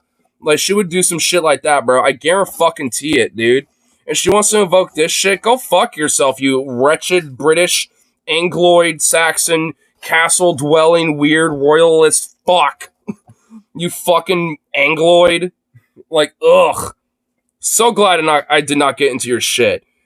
Silver lining with mom's weird religious nuttery, you know, I'm thank fuck. Because goddamn, dude. Ugh. So glad. Because goddamn, what a bitch. Also, what the fuck does that mean? Fuck if I know, bro. I don't know what the fuck that means. My mom's friend used to lightweight talk down about manly women, about being a manly woman herself, the manliest soul. Sometimes you are what you dislike, and I understand what makes you go harder. I mean, you know, in a weird way, that is kind of the truth sometimes. Like, because you got, like, people that, you know, obviously, you know, are or kind of, like, present themselves in a certain way, but at the same time are kind of insecure about it. Like, they can't just be confident in that way. Like, in a weird way, it's like they are when they are like that, but, but that means that they have to, like, check everybody else if, if they happen to be, like, similar. So if you have, so it sounds like her friend, will, like, kind of be, like, maybe, like, a tomboyish, woman, but, she'll see other tomboy women, be like, well, you're not as tomboy as me, so you have to, like, do these certain things, or blah, blah, blah, like, kind of, like, talk down in a sense and be like, well, look, it's like, you're not properly a tomboy or, like, a manly-ish woman like me, Bush, because you're not like me. Which, which is just, like, some insecure projection macho bullshit. Like, and, men do it a lot, but, hey, women do it too. I mean, that's just kind of unfortunately a human thing. Like, people, of all stripes and backgrounds do that shit. And it's just kind of sad because it really just comes down to, like, a mentality thing. And a lot of it's just insecurity and trying to repress what you really are in yourself, but at the same time, you're projecting what you are onto everyone else. Because you don't want to necessarily be enabled in a way. Or at least feel like maybe not necessarily enabled, but I guess it just depends on, the person. Because some people don't want to have the enablers, as their ticks, around them. That's why you get, like, a lot of, like, macho, like, MAGA chuds, when they see, like, a more feminine, gay guy, for example, being like, goddamn queer it. Because they kind of like that. They kind of like, ooh. But they don't like that feeling, so they have to repress it and be like, goddamn fucking queer favorite, or whatever the fuck, to kind of repress that and, kind of try to nullify that enablation that they're kind of feeling in their id, so to speak. Because deep down inside, they kind of want to fuck that. They kind of want to see how good the dick could get sucked. You know what I'm saying? Like, that's what they're feeling, like, dead ass. Like, but, they have to project that out, in some way. But at the same time, like, later that night when Martha's, in bed, after cooking up din-din, for everybody and all that shit, he's going to go on the hub on his phone, in the bathroom really quick before he goes into bed himself and look up some fucking gay trans pegging porn or some shit, dude, on the hub. Guarantee you, bro. Dude, because they do this shit all the time. They do this shit, bro. It happens all the time. These motherfuckers get caught with this shit so often. Why do you think a lot of the top search results is for, like, porn results in the South especially are, like, interracial stuff, gay stuff, trans porn and stuff. Like, it's all that shit. Or worse. Or, I guess, worse in the sense of just being more kinky and more fetishistic-y. But beyond that, like, they're into that shit. Hardcore. I like how someone literally I noticed the view bopped up for a second while I was going in that rant, and halfway through it went, oop! Someone popped in here and was like, hey, what's this about? What the fuck is it? Okay, never mind. Someone popped in here and were listening to that was like, fuck this. And just I felt bad for whoever just tuned in there for like 2 seconds. They tuned in at the wrong time. I don't know who that was, but they tuned in at the wrong possible moment. Oh my god, that's some out of context shit that guy just heard right there, or gal. I don't know who that was. I mean, but whoever it was, holy shit, they just came in here out of context so hard. Holy shit. But David Tennant, he's part of the gender Taliban. God, she is such a piece of shit. Oh my god. You deny that gender affirming care is a boon for trans people, and that recognition of their identity can significantly bring down their chance of self-harm due to depression caused by their dysphoria and society's rampant transphobia, which you stoke.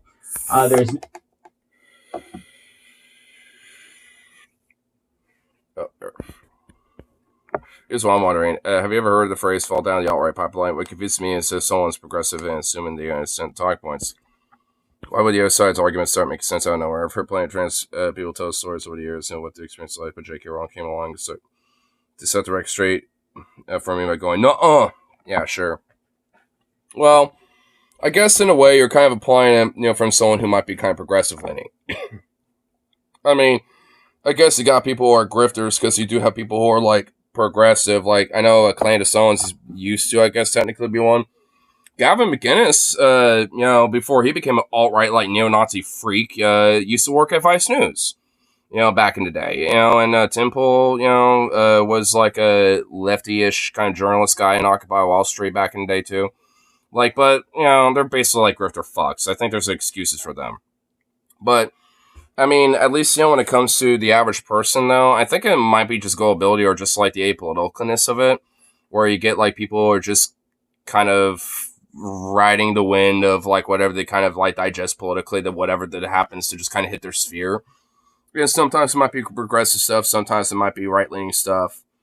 Like, cause like, I have one of my buddies that, will every now and then we'll get like, occasional right-leaning content creators, but all at the same time, like left-leaning content creators, and I do too, to be frank, it's just something that happens occasionally. And sometimes, I'll be like, yeah, I've listened to this dude, this guy, and he'll show me, I'm like, oh, well, he's got some controversies and this now, blah, blah, blah. And he's like, oh, really? And kind of giving back and forth about it. And he'd be like, oh, shit. Well, at least I think he's right about this and that or something. But, It was the guy who became more conservative after he got brain damage, or was it a stroke? A stroke? Yeah, John Fetterman. That'd be a politician.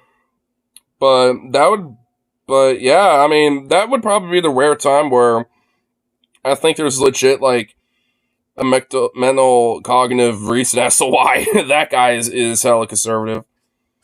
Because he's even admitted it. Like, John Fetterman straight admit, like, in an interview, it's like, yeah, after I had my stroke, I kind of, had my coming of God moment or whatever. Like, he was like, yeah, I should just be more honest with myself, and kind of got more conservative over time, because of that. Like, he literally said that. Like, maybe not verbatim like that, but he did say that, basically. It's like, so you're straight up admitting that the stroke made you more conservative. It's like, well, thanks for being honest, at least. Reset, lol. I guess it did, yeah. It gave him, like, a factor reset. It made him, like, a deranged lunatic fucking idiot. Like, so, whatever. Fuck him anyway. But, yeah, pretty much. Brain, like, made him at least, like, a soft progressive, to a full-on fucking conservative, like, like, fucking that. Substantial evidence has shown that access to women's-only spaces for trans women increases risk for non... I think we kind of had enough of JK. I love Mike, but, blah, blah, blah. I know there is, like, some clip of fucking, John Fetterman recently. Let's see if we could find it. I know Kyle, I think, reacted to it. Let's see if I can find it. It was not that long ago, right? I haven't seen it yet. I just know it's a thing.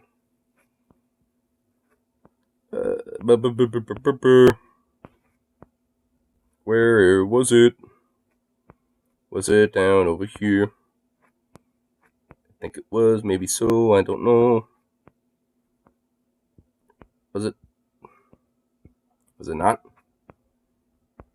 I know I remember seeing some shit about it recently, because the fucker literally went to, like, Israel to be, like, a shitbag. Yeah, okay, it was after his car accident, so I saw that, so it has to be maybe more up here.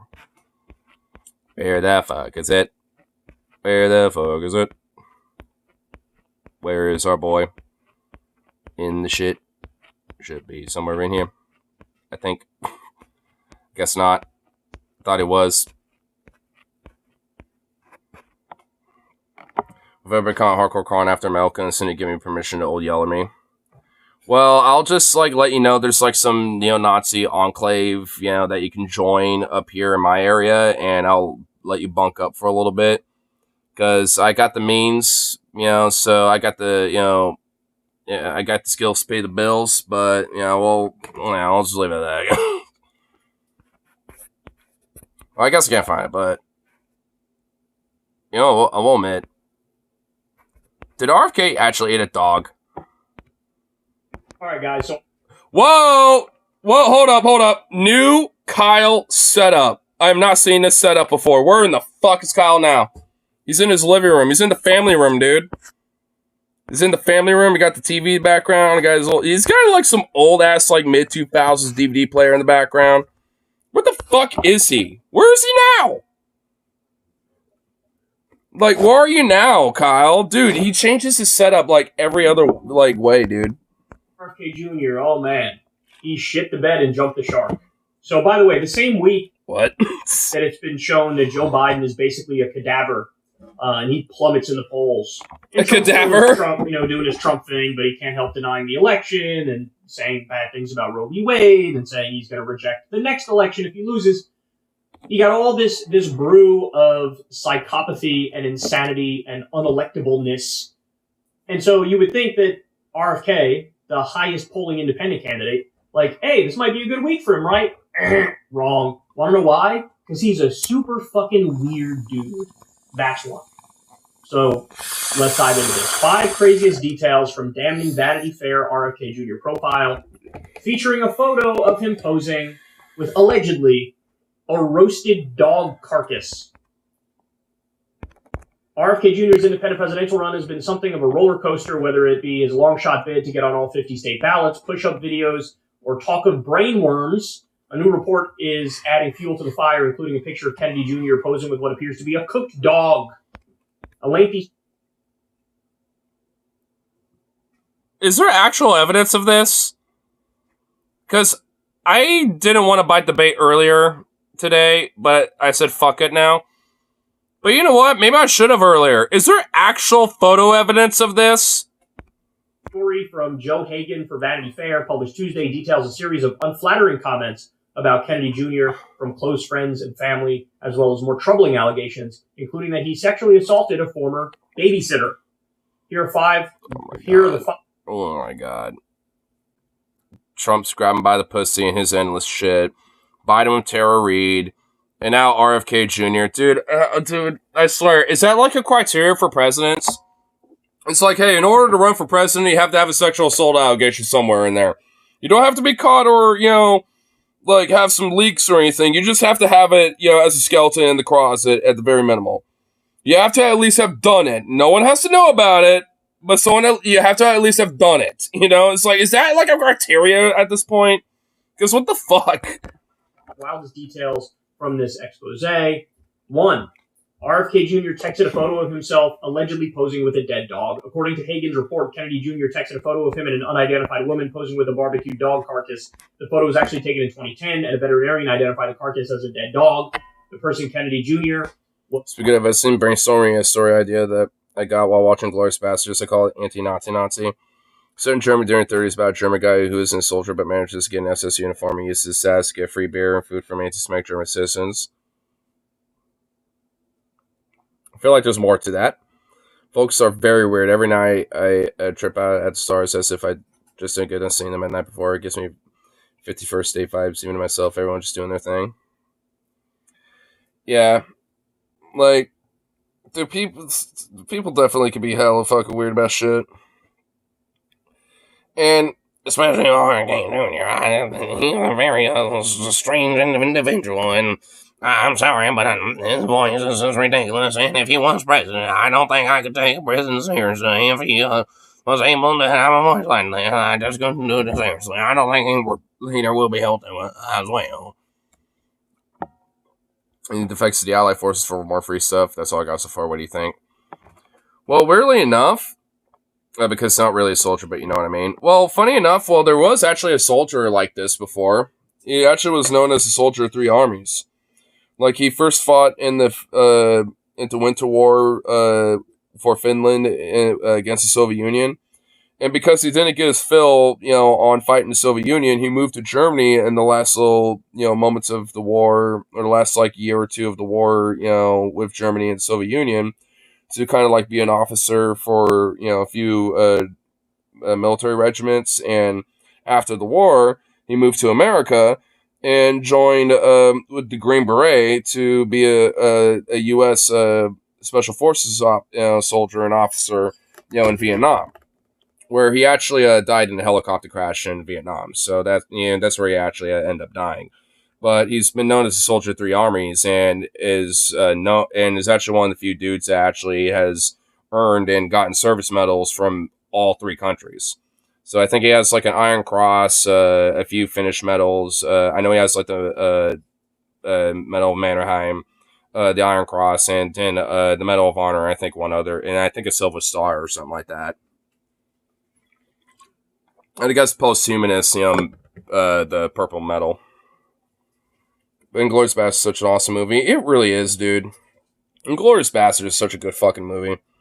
God damn it. I might have to add that to my roster of films to watch, because, I mean, I'm definitely going to be watching this Mad World tonight. Well, I guess I don't really have too much time tonight, but I think I'll at least watch that. But, I might watch that tomorrow, because that's such a good movie. Oh, by the way, I actually started thinking of, some good, kind of some America kind of like, movies, from our little talk from earlier, from last stream. Indiana Jones, dude. The first one and the third one especially. Because Nazis are getting their asses kicked. You had, like, fucking Indy with a fucking RPG, like, on that fucking cliff, about to blow up, the shit out of fucking, Nazis and shit. It's like, fuck yeah, dude. Threw out that fucking Nazi officer off the Hindenburg. Everyone's looking at him, he's like, you didn't have his ticket. You didn't have his ticket. You got lightning, and I got the bottle. Oh, shit. What are you thinking? Oh, fuck, dude. What are you thinking?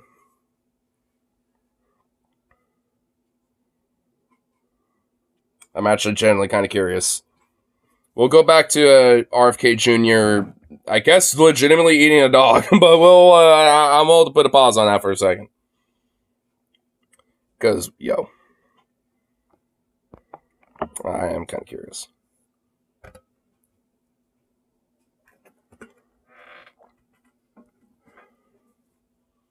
About the American movie? Well, yeah.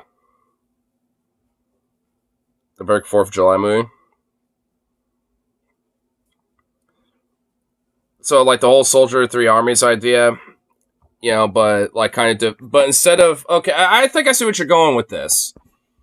So, kind of like, you got, like, okay, so here, let me go back. Okay, I think I see what you're going with this. Hold up. So, we got, the anti-Nazi, which, so, basically, a Nazi, but not actually a Nazi, because he's actually, just sneaking his way through, for everything. And then he, gets an SS uniform or some Wehrmacht uniform, uses status, free beer, food, and, kind of gets, a sense of notoriety and all this other shit. And then he uses that opportunity to get some money, probably, or some shit. Go to the Allied forces.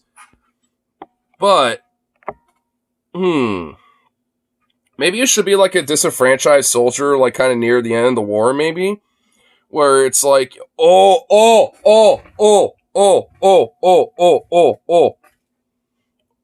I just thought, okay, you know what? This is kind of a little-ish meta, just because you have to be kind of a history buff to know this a little bit. But, like the People's Call that, Hitler did, where a lot of, like, American Germans and other, like, foreign German nationals, came back to Germany for immediate, like, nationalized citizenship and can get into the service and all that shit.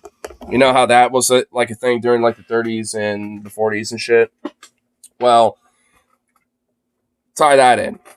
This dude, the dude's parents, because he grew up in, like, fucking, like, I don't know, Chicago, Illinois or some shit, at, like, the peak of, like, the labor, industry and all that shit, and he was about to maybe get a good job out, like, with Ford or some shit in, like, one of the factories over there. But then the National Germans People Call, was made or some shit. And his parents, because they're Germans, fucking, left. And he was like, oh, my friends, and that job opportunity, and they're like, "Nein, we're going. The People's Call has been made." So they go, and he immediately has like a slight animosity. He's like, and he just always held that grudge. So he's forced to fight for the Wehrmacht or like the SS, one of the two. Who gives a fuck? It doesn't really matter. initially, fights in Poland, then goes to fucking France, maybe joins in Africa for a minute, but then he, is needed out in the Eastern Front installed. And that's where, like, he gets hella disfranchised. So he, finds a few other, boys and, guys in his regiment to be like, you know what?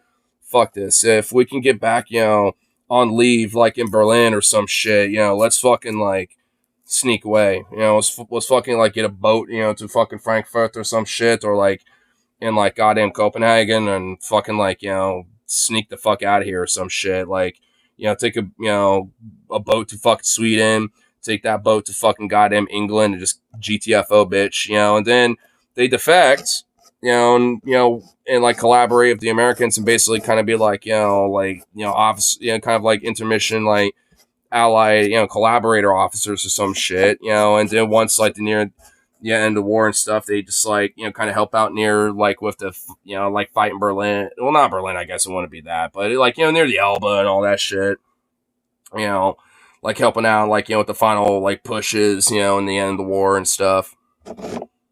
Kind of give like a redemption arc for them. But at the end of the day, kill a Nazi ass. And while they're, slowly but surely, get more disenfranchised, it's just a lot of Nazis around them getting murked and killed. You can have specific, like, little side characters, like hardcore loyalists, hardcore anti-Semitic ones, just brutal, savage, like, kind of soldier types and shit. Maybe get one where you're like, oh, I kind of feel bad for that guy, because he's kind of like the old man. It's like, man, I'm kind of sick of the war, but you know what? I'm just doing my duty kind of bullshit. Get maybe one or two of them you can feel bad for a little bit, but it's just like, I actually think that'd be kind of cool. Kind of a little bit of dramatic, kind of thing. Maybe a little humor, some lightheartedness occasionally. Being sort of a home assistant archetype where he really doesn't know what's going on, but he has an uncanny amount of luck which helps him survive. You're kind of taking a comedy route with it, yeah. Well, I guess I'm thinking like a more of a war drama element to it. But, I mean, at least for a comedic element, like Inglourious Basterds style, I mean, I can at least see a variation of it. Which is who's supposed to be on side on because he accidentally sat on the trigger. Yeah, he accidentally, like, sat on the MG42 and the trigger, fucking malfunctioned or some shit. Fucking blasted everybody. That sets off a bunch of time bombs. Oh, shit. Love the clues. Again, I have a nice time. Well, I still have a chill time to learn the thing. Well, a lot of it's just kind of like, story pitching that we're doing.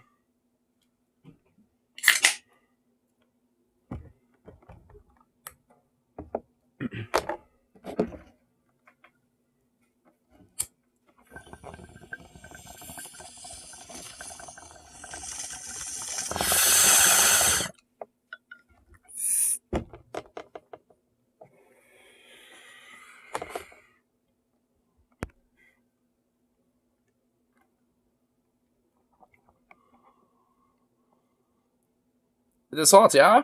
And it sits down, you hear it. Yeah, you hear the click, and then it's just a bunch of booms. And just Nazis screaming, like, Nine! Oh! No! Nine! And he's like, Oops! I didn't mean to do that. Oops.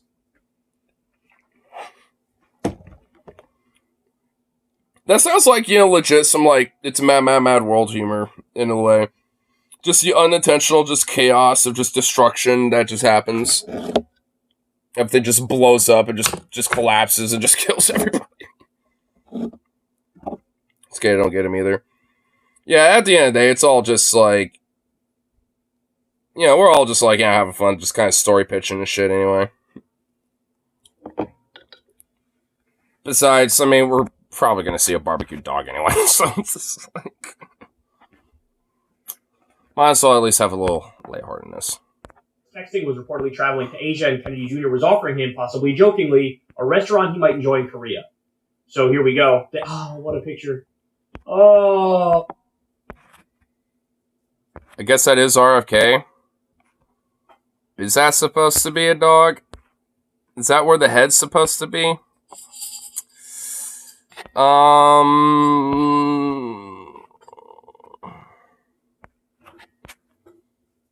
I love it when bumbling incompetence comes back to bite people in charge. dude, for real. And I think this might be it. What do you think the conclusion is? That may or may not be a doggo. I don't know. I'm starting to think, dude. That honestly looks like he's doing some cannibalism, dude. This looks like some shit from Cannibal Holocaust or something, bro. Like, I'm actually worried about having this up for this long. Like, Jesus. Like, I'm worried about zooming in like I did. Like, I mean, I don't know, bro. Like, this looks like some shit you see out of Cannibal Holocaust or something, dude. Like, fuck, bro. I don't know, man. I definitely did not eat a roasted dog on the set of Cannibal Holocaust at all. No, sir. Oh, my fucking God. I think he did. You know what? I think he did. I think he did. Oh no. Oh boy, man, what the fuck? What the fuck is with our politics, dude? Bro, what are you doing? What are you doing? What are you doing? What are you doing? What are you doing? That's disgusting. By the way, this is about the same time that he was diagnosed with having a literal brainworm. How do you get brainworm? I wonder what the connection is. Did he maybe get a brainworm from eating this? Huh. I wonder. I fucking wonder. You know what? His brain is so fucking mush mouth, like, just really, very, crazy brain, and that not even an average brainworm can handle, that they died. That there's literally dormant, dead brainworms in his head, like, somehow. Like, he got diagnosed with brainworms, and they died. Naturally, in his head. He's done that before. Oh my God, dude, for real. He's holding that thing like it's some St. Louis-style ribs, bro. Dude, like, he's holding on to this whole thing, dude, and he's about... Dude, look at him. He's about to dig the fuck in on that thing. And she's just like, I'm gonna have this little tenderloin here. You know, she's just kind of like, but he is, like, going in like a barbarian, bro. Like, oh my lord, dude. You know what, hold on. I need to see Zukov for a comparison. Not that I'm trying to think of him as a meal. But, doggo, come here. Come here, buddy. I need you for comparison's sake to look at this. Because, weirdly, as fucked as it is, this is about the same size as fucking Zukov. It just is. Come here, buddy. I'm not giving you one, but I need you to come here. Come on! Oh, he knows. He's like, you're gonna look at me like I'm food. Fuck you. He knows, dude. He's like, fuck you, Dad. You're gonna look at me like I'm dinner. Oh my God, that punk. It's brought the pinky up. I can't with her right now, dude. Her pinky is up like, like, what the fuck? This bro, it's just so diabolical, dude. I'm experiencing a feeling that makes me want to do activities involving my bare hands. I know, dude. Zukov, come here, buddy. Come on. I still need to... Come here, bud. Come on. Come here. Zukov. Okay, you know what? You suck. You know, I was about to maybe give you a treat. She's a dancing queen. I know, bro. This man's went by. I have this dainty queen trying to make sure she doesn't get her hands all dirty with this little dog meat right here, but I'm just gonna eat right the fuck out of it like I'm a damn barbarian. Well, probably by doing stuff like you see in the picture. Now, he says, bro, that wasn't a dog, it was a goat.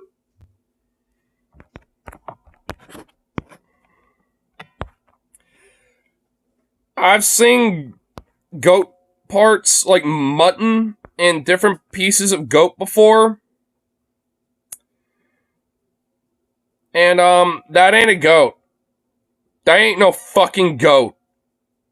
You know, when I was imagining this whole scandal, I thought he was like eating maybe like a rib bone or something. Like like some lamb rib or, or some shit. I didn't think it would be a literal fucking full roasted carcass. Like, I did not, dude. I did not fucking expect this. I'm honestly fucking flabbergasted, dude. What the fuck? Dude, this looks like some shit from Cannibal Holocaust, bro. What is this? Jesus Christ, this looks so mortifying. This looks like something you would see at a fucking medical institute for a fucking study to look at the anatomy of, like, some creature. What the fuck, bro?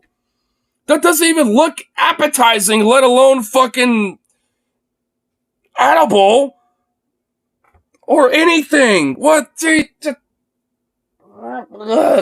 God, this is... Okay, what the fuck? What kind of dog do you think it is? I want to be surprised if it's like maybe a collie or like some sort of a Kelpie dog or something. I don't know. Something like that, maybe. A pit. You believe him? I'll leave that up to you to determine. A lab? But I'm gonna go out on a limb here and say that this picture is fucking disgusting either way. All right, more. RFK Jr. snorted coke, worry-free, in front of a reporter.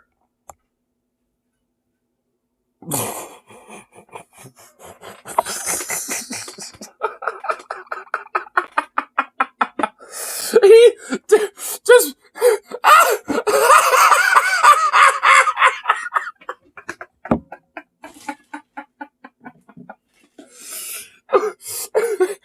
He just like... excuse me here. Excuse me here, folks. I need to take a quick little relief here. Anyway, you know what I'm saying? You know what I'm saying?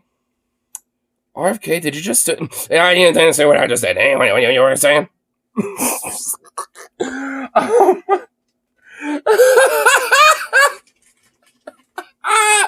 Okay, you know what? That's some fucking Chad shit right there. Look, okay, for the morbid shit that we were just, like, absorbing for as long as we were, that's some fucking Chad shit. Like, what the fuck, dude? Like, just, like, you're talking with a reporter and you just, fucking, like, take a bump of coke. I mean, dude. I mean, bro. Okay, look, that's some G shit. I'm sorry, but that is a little bit some G shit right there. What the fuck? Because I was in the ballpark. I mean, it could be both drugs, actually. Yeah, probably. I get feeling a lot of bath salts are involved here. Well, coke was, at least. Okay, that's kind of based. Not gonna lie. He was on his Hunter Biden vibe back then. He was on his Hunter Biden flow. Sort of respect that one. Hunter Biden flow? On the Hunter Biden flow. The Hunter Biden flow. Snorting all the blow. Snorting all the blow. On the Hunter Biden flow. Hunter Biden flow. Snorting all the blow. Oh, snorting all the blow. Yeah. Yeah. Yeah. Snorting blow. Yeah. Dude, you know what? Dude, that could be a fucking, like, party beat song right there, bro. Someone needs to dude, Beauregard needs to get on the track on that shit, dude.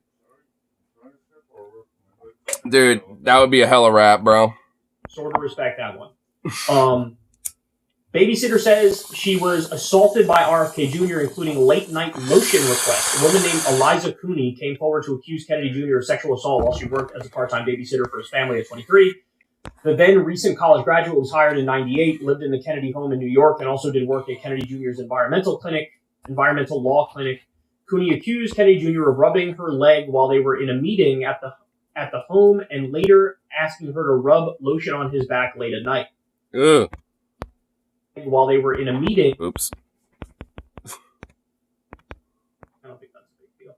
College years include an owl, snake, and leaping buildings. This one is... Wait, what? Well, I maybe skipped back a little too far. Back late at night. Okay. All right. He was kicked out of a nonprofit for taking a Trump meeting. I don't think that's a big deal. College years include an owl, snake, and leaping buildings. This one. Wait, what? An owl, snake, and... Wait, huh?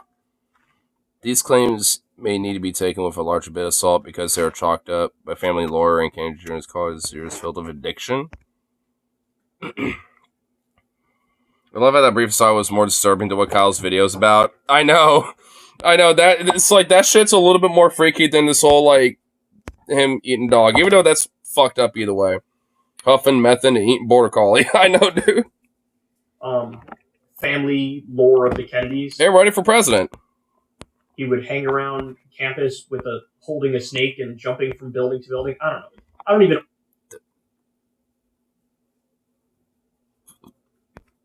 I think I would add that one in here. But anyway, so look, you see how you go, maybe some of that seems like hit job stuff. Let's get his reaction. So hey, Saga Argenti, the fucking guy who's slowly but surely going unhinged for some reason. Saga interviewed him, and this is what we got. Vanity Fair came out with a major profile today. I want to give you a chance to respond to this. There's a photo circulating, I believe, of you posing with what looks like a dog, and also a barbecue dog. I'm not going to show the picture as a dog lover. I know you have pets yourself, and also a sexual assault allegation from one of your former nannies. So I want to give you a chance to respond to that. Yeah. Sorry. Sorry, it's not really going to help my voice at all, but I want to at least try to make the idea that I'm going to try to help with that. The article is a lot of garbage. It's a lot of garbage. I tell you what. He sexually assaulted the dog and then he ate it. Oh God, that's even worse. That's like some fucking sadistic, like, psycho shit, bro. Like, dude, bro. Oh my God. Damn, dude. Damn, even I'm thinking to, like, take it down just a little bit. Holy shit. Whoa. They said as of me eating a dog is actually me eating a goat in Patagonia on a whitewater trip many years ago. Nice little trip many years ago. On the Filethu River. I joke, but look at this man. Would it surprise you? Eat the proof, dang. Eat the proof. Oh my God. Oh. And oh my God, dude. You know what, man? I guess, you know what? I don't really have anything to rebuke you, so yeah. They have an expert that has identified that as a dog carcass. Yeah. It's just not true. Oh, and in terms of the I just deny the idea that the expert, has anything profitable to say. Because I was there, I ate it, and didn't taste like a dog, because I don't know what it tastes like. The other allegations, I've said this from the beginning. I am not a church boy. I am not running like that. What the fuck? I'm not a church boy, I'm not running like that?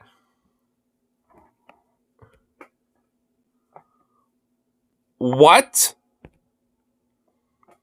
This guy sounds like a really bad Pitmonk impression? Holy shit, dude. Oh my God, you're right. I just need to get myself a cigarette. I need to get myself a cigarette, because, what the fuck are these, that motherfuckers trying to do over here? I tell you what. I need to get a cigarette for these some bitches. Dude, like, he really does sound like a bad Pitmonk impression. I'm not even doing a great Pitmonk impression either, but damn, dude, you're totally right. Well, he goes by King Beard X nowadays, but, us OGs know him as Pitmonk, though. I had a very, very rambunctious youth. I said in my announcement speech that I have a lot. Sounds like a scuzzy monster that lives in a trash can on Sesame Street. Oh, what's his name? Oh my God. Oh, I know what you're talking about. Holy shit, I'm forgetting the name, though. Grover, I think? I think it was Grover. Like someone could put gravelness in their voice, but the inflection is all off. Oscar? It might be, yeah, I think actually it might be right. It might be Oscar.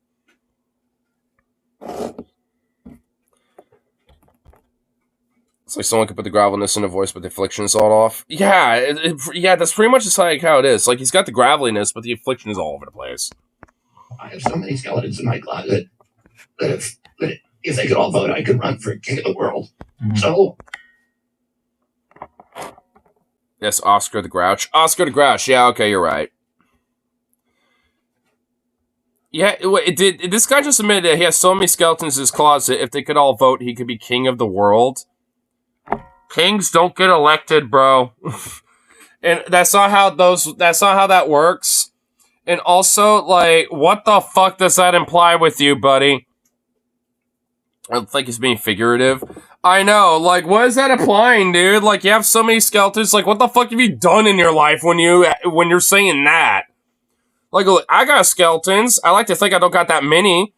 You know, and if anything, I think that I tend to be trying to, you know, be honest with, you know, those type of things. Because, look, I got my cringe moments. Some of them been on streams before and shit.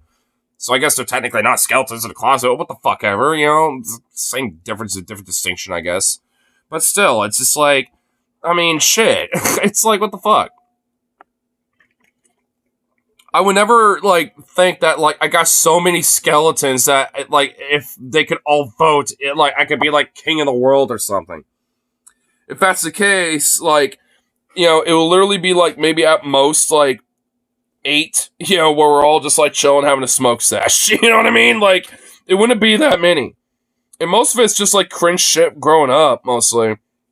Like, that's pretty much where it comes down to. It's just kind of cringy moments in my childhood or, like, in my teen years or young adult years growing up and shit. I don't really have, like, any recent moments I could think as, like, a skeleton in a closet moment or some shit. I'm like, because I've actually, you know, been kind of honest about, like, certain elements about, like, you know, times in the past, like, on streams before, where I'm like, yeah, like, I have this cringy kind of skeleton where it's like, like, I used to do, you know, this, or I almost, like, went, you know, kind of races on this route, this and that, blah, blah, blah, like, and because I've talked about the stars before, so it's like, I mean, I'm honest about at least, you know, the skeletons I got in my closet and shit. But at least I guess the silver lining is I just, you know, I got very few of them. You know, and at least I am honest with those. But it's like, goddamn, bro. Like, I can't, like, how does someone have so many? I just wonder now. Like, what the fuck has this guy done when he's saying that? It just makes me wonder. Because, you know, we all got, like, a handful of skeletons in our closets and shit that we're embarrassed about or cringy about. Like, you know, whatever. Like, we all do. But, like, fuck. I mean, so much like, if all my skeletons can vote, I would be king of the world. It's like, what the fuck does that say about you, dude? That says a lot more about you than you think, bro. Way more than you think. Because, like, yikes. What does that mean? You got, like, what are you hiding, buddy? Like, seriously, like, if we got some truth serum in your ass, what would you be saying? Like, name every skeleton from, like, the very beginning to, you know, up to now. Go. You know, after that truth serum's injected and starts working. Like, I would be curious about what the fuck you would say, dude. Because, oh my god. You know there would be some wild shit. I guess we would find out if that was a dog, if he was eating that or not, once that came up. But, dude, holy shit. It might be, like, you might have to give him multiple, like, you know, injections of truth serum. Like, you know, he might be going on for so long, it might start wearing off. You have to be like, all right, give him another dose. All right, you know, we'll have to wait 10 minutes to start to wear off, but it'll come back a little bit. We'll just have to wait a minute. You know, we might have to, like, give, like, break intervals because, like, it might go on for so long, the truth serum might wear off. So it's like, shit, dude. Like, it might be a long fucking thing, but it might be worth it, dude. I want to know. I want to know, dude. You know what, dude? Do we dare know, though? Do we? Because, I don't know, maybe it's like the dark abyss that we don't want to know about. Maybe there's like some Eldritch horror shit going on that we should never dare tread. But yet... I got entirely too high yesterday and watched a 20-year-old VHS and sobbed about how the old Pope was blind. I just thought I'd leave it here. Leave that here. It was all blind. Damn.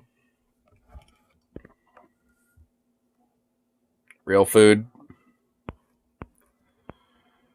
Oh, look at that. Oh my god. Is that a cupcake with like a chocolate cream filling in the center? Oh my god. Becky, look at that cream. So good. Oh my god. Too bad the old Pope was blind not to see this shit. Because damn, that is fire.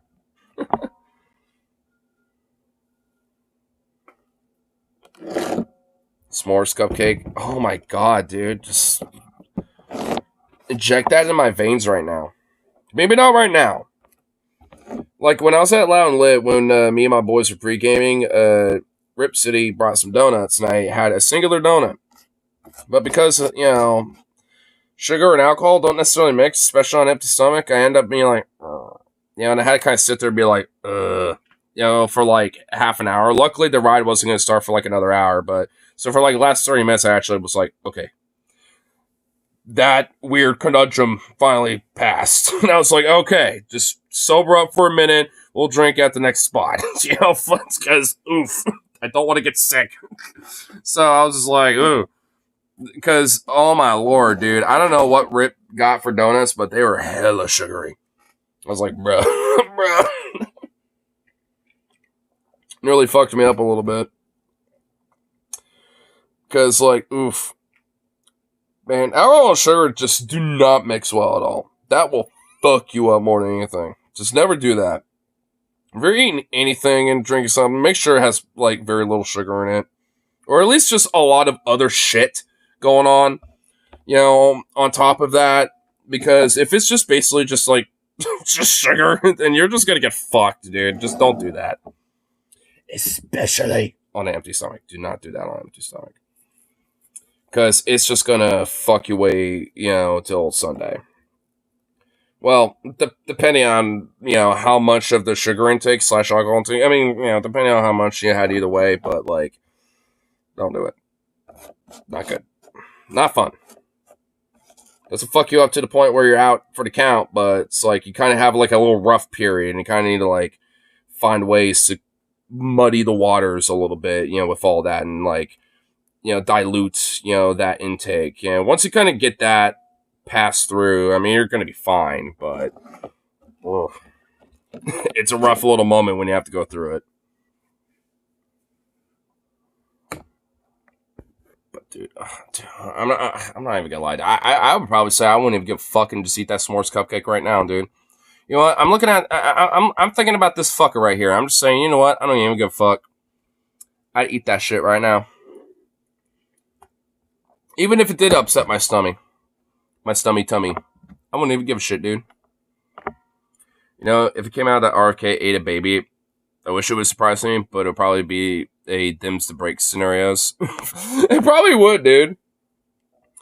It's just like, well, it's RFK. It's just one of his many skeletons that came out. Vanity Fair is recycling 30-year-old stories, and I'm not, going to comment on the details of any of them, but I am who I am. You're talking there about the nanny situation. I mean, I do have to ask her. I mean, are you denying it or not? I'm not going to comment on it. All right. Oh my god, bro. Come on, bro. You're not going to comment on it? I'll take the sweets and you take the drink. Hey, that works. Dude, I love how RFK is like, I'm not going to comment on that either. I mean, it's like, dude, you could at least say that, no, she is, falsifying the accusations. And due to limited time, you can have me on again to maybe go in further detail, but I unfortunately can't, elaborate further at this time or something. Like, he can easily just, like, do that, but nope. Like, you can't even do that. He's just like, I'm not going to comment. What a bitch. What a coward. Rose, you sweets or drink? I could already probably answer that. Sweets. He's a sweets guy.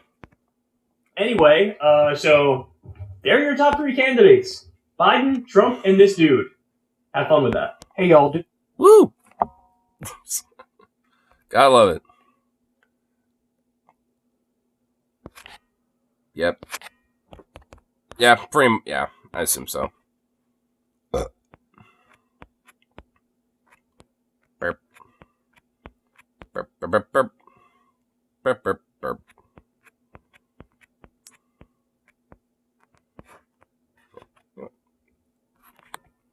Yeah, play a little tune background real quick and go to the bathroom real prick here. Then I'll be right back. But first, let me find a little thing here. Let me find a little tune. Little thingamaroo. Boo-doo-boo-doo-boo. Boo-doo-boo-doo-boo. Maybe so no comment before you mentioned having a bunch of skeletons in your closet. That would be like someone accused of murder being like, man, you can fill a bar of all the people I've stalked. Wonder what else dog guy might have eaten. Probably a baby. And cats, probably. I don't fucking... Who knows, man? I'd like to not comment on the issues at this time. It's like, man, you can fill the bar of how many people I stalk, and I would like to not comment about any of that at this time at all, so don't say anything about it.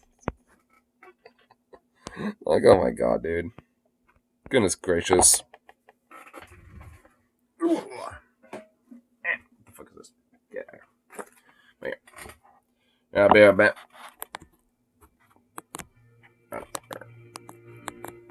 Okay, there we go. Alright. Be break.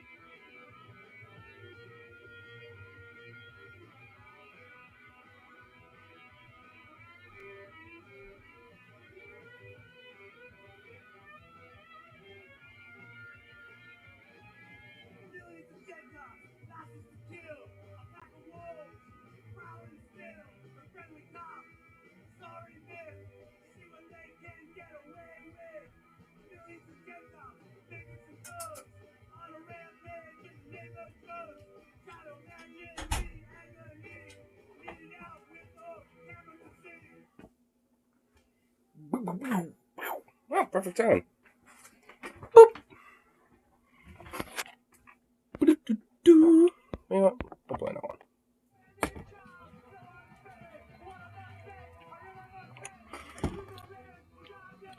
That's for the show that I'm going to tomorrow. This is actually going to be one of the main headliners, MDC. I've seen him live a couple times before. I have 2:42 a.m. So, West Coast guy, huh? You know what? We could do a quick little roll call. I'll see a few motherfuckers in here. Cause I'm in PDX, PNW, so it's the same time for me.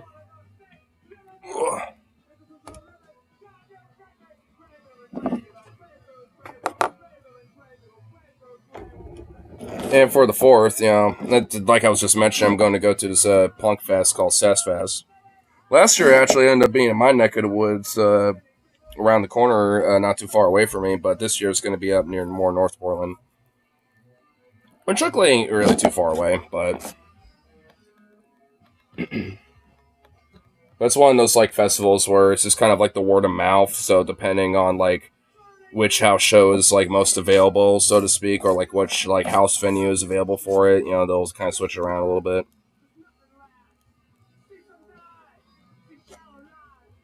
But unfortunately, one of my favorite bands that's going to be playing, Los Malblados, actually a band that I got this hat from. So I got this hat last year, or today, last year, technically, from that festival, because that's when I first heard that band.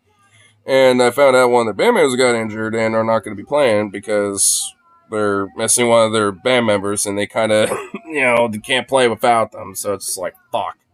That's unfortunate, but I mean, that's kind of the thing about these like punk shows. Chances are there's going to at least be like another band that can fill in the gap a little bit. I'm a girly, but I like the idea of being one of the guys in here. Well, I dig it. I kind of say, guys is kind of like a gender neutral thing anyway. Like, dude, bro, guys.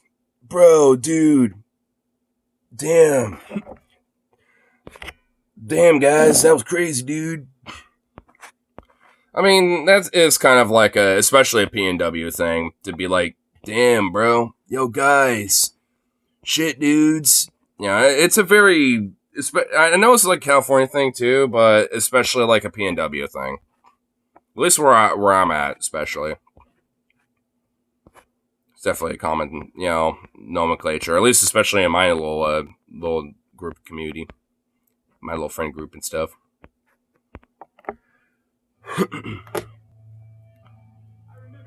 But only if I could be a fella. Well, anyone could be a fella. I could be kind of like a southern boy sometimes, and get the fellas around, get the boys and the fellas all together.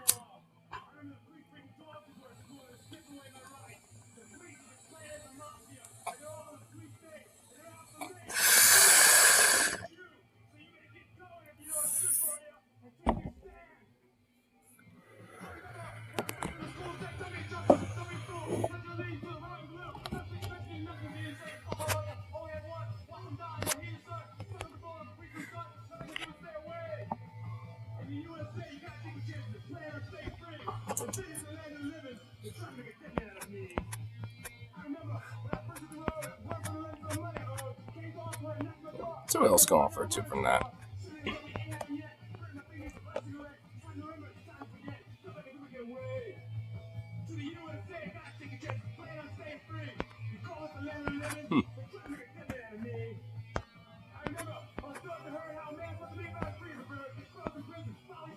Oh shit. It's actually a recent thing about Fetterman. Speaking of the guy that we were mentioning from earlier, John Fetterman in trouble? Question mark.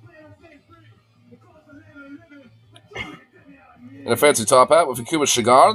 Yes. Yes.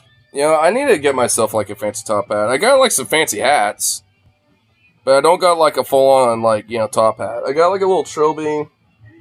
I got like this like kind of like Western cowboy Stetson hat, but it's like kind of like, been like leftified / comified. I actually have it over here. Hold on, let me grab it. There we go. Got this bad boy of a hat. Oh, did I just feather fall out? I don't know. Hold on. I gotta put this feather back in here. And I've collected all these feathers, by the way. But I should readjust some of these. Hold on, let me off. Some of these feathers kind of gotten fucked up over time, but there we go. But used to like wear this bad boy all the fucking time. But hold on, let me. There we go. That's where it's supposed to be.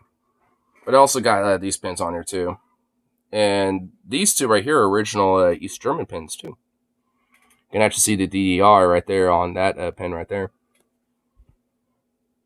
So basically made it like all leftified and shit, but still looks fancy and shit. And as you can tell, I like putting pins on hats.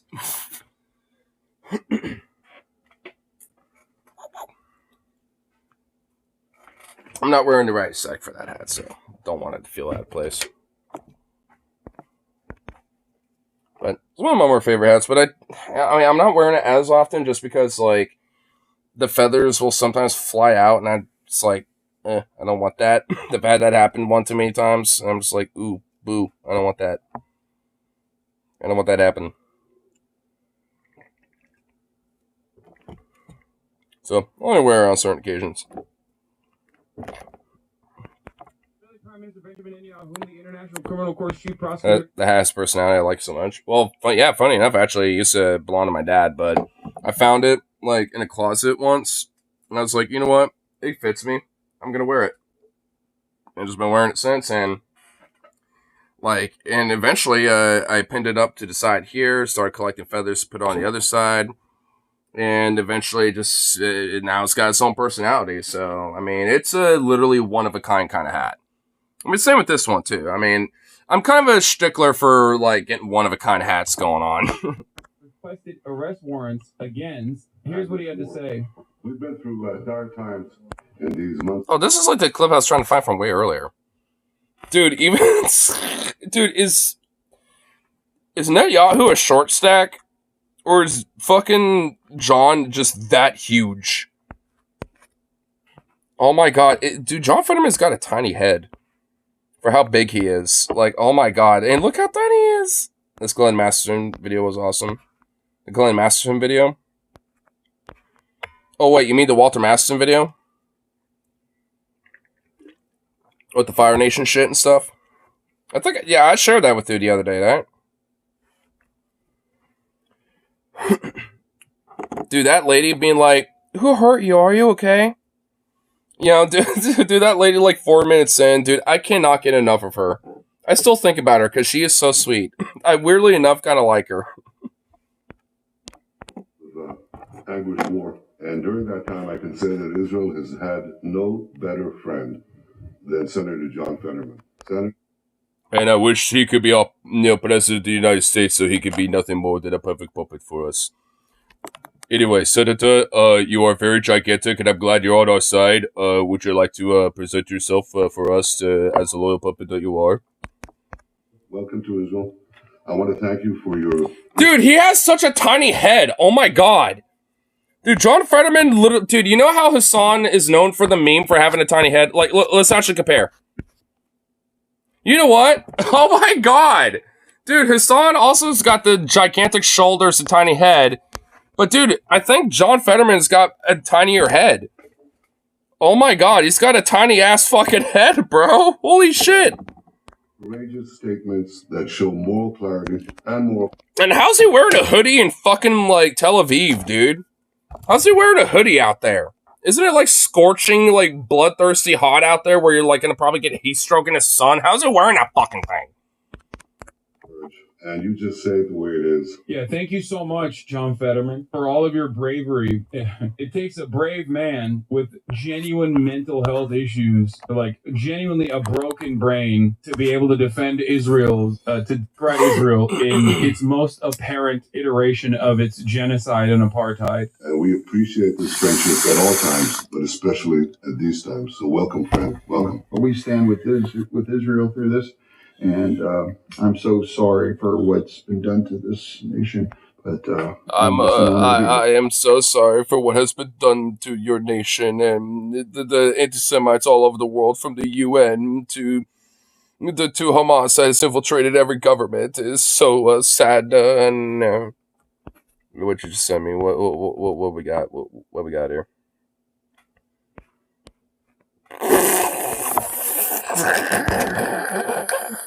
Wait, hold on. We gotta really truly. There we go.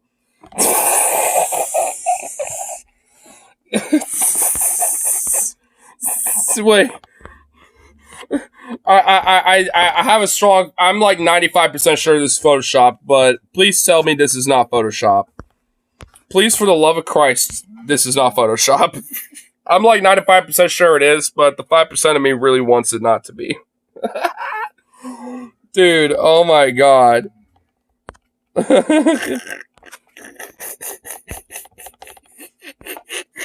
Thank you. And I look forward to visiting you in Washington. Thank you. Thank you. I hope you get, like, fucking mobbed by a bunch of protesters in the fucking Washington Police Department in D.C. fucking arrest you, dude. I hope the Capitol Police arrest your ass, bitch. Fuck you. A guy who clearly has a good brain. Yeah. I hope, like, fucking protesters will literally, like, you know, go to the tarmac of your fucking plane as it arrives and just, like, refuses to let you leave. Israel has constructed a golem, and they did. Yeah. Fetterman looks. Oh my god, dude, now what? The golem, dude. Dude, did that chatter just call John Fetterman the golem?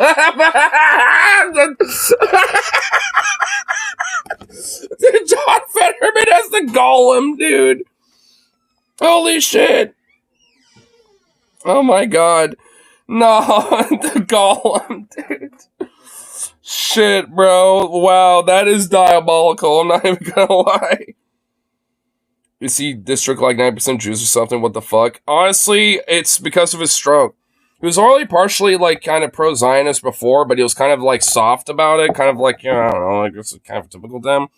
But after the stroke, he legit even admitted that he went more conservative because of that.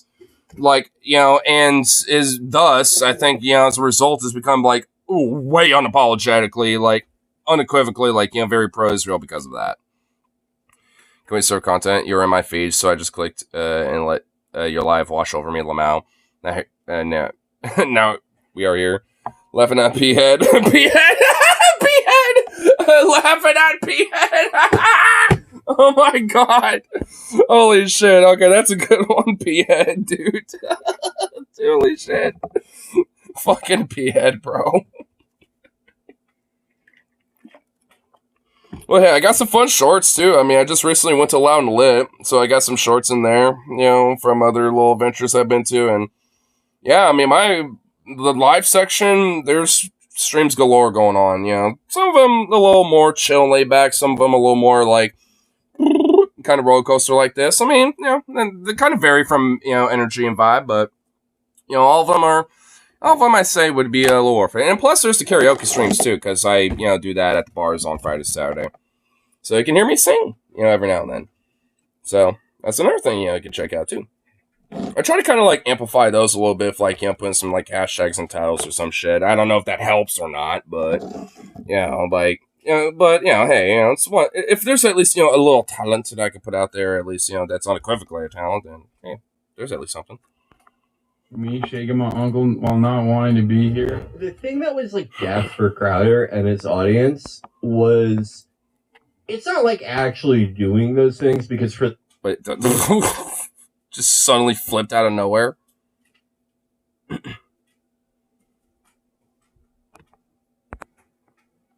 this more about like Fetterman? Like, is this about his car accident? Oh my god, he has a history of driving infractions. I love that he just keeps going. I love that, like, everyone knows what these lawsuits are about and everything, and his wife's like, nah, you're not gonna cancel my hubby. Yeah. It's like, yeah, that's what's going on. Dying in a car accident as a Republican is terrible because it means you're a broke boy that couldn't pay for a driver. I mean, a lot of those guys, they're in it for the thrill. They're thrill seekers. Jackie Walorski was a real racer, you know? Yeah. She was a thrill seeker. She was like Racer X. Yeah, she was doing crazy. She was doing tricks on that Prius, dude. Those were her last words. When I'm in a Toyota Yaris, everything just makes sense. And it exploded. Oh, Jesus Christ. Okay. M-HUD really wants us to finish this video because apparently there's a junkyard owner that is really funny. No, I know. Oh, I think I know what this is. Oh my god. A lot of details that were given. Hold on. I know what this is. Media partners out in Pennsylvania did speak with. It's the clip. Hold on. Okay, prepare thyselves. Dude, this old man, I actually seen this clip. Actually, I think I saw this on stream not too long ago, but you know what? Let's rewatch it because this is the greatest fucking thing ever. You know, okay, you know what? We'll even bump the volume just a little bit. Dude, you got to listen to this old man. Bless this man. Like, okay, I'm just prepare thyselves. Senator. Wait, okay, fuck, hold on. What drink is the lifeblood of the working American? Whatever cheap fucking piss water beer happens to be available. I don't fucking know. That. Coca-Cola? Anything but water? Bud Light. Well, that was the case until they went woke with Dylan Mulvaney. So that I would say Bud Light. So that's why I'm just saying piss water beer just in general across the board, because I mean, maybe some of them went back to Bud, some of them are on PBR, some of them are on like some other shit, who knows. It's coffee. I imagine you could eat it. Behold. God damn it. This is Coffee Loaf. It's fucking awesome, so check out Dylan Hall's TikTok, how to make it. Ooh, a coffee loaf. I saw coffee a couple years ago. I'm a coffee whore. This was mine from earlier. I'm a coffee whore, okay? I like my coffee. Far away from the scene, and they got some more information. Anyway, the old man. Come clear up on top of the SUV. Yeah, this guy's that awesome. shows that man hit that woman a heck of a lick. Hit that woman a heck of a lick. Wait, what is that accent? Pennsylvania's got guys like this? It is real Pennsylvania out here. Yeah. Pennsylvania is literally Pennsylvania. Pennsylvania, dude! Pennsylvania! He hit that woman like a heck of a lick! Oh my god, dude. It is crazy. It's like you go deep enough into Pennsylvania and you hear accents that like haven't existed since like Scooby-Doo was exclusively running series. These are Scooby-Doo ass accents. That's Maryland. I mean, that shows that man hit that woman a heck of a lick. I love him, dude. I love him so much. What? I don't. Dude, dude, I love him so much.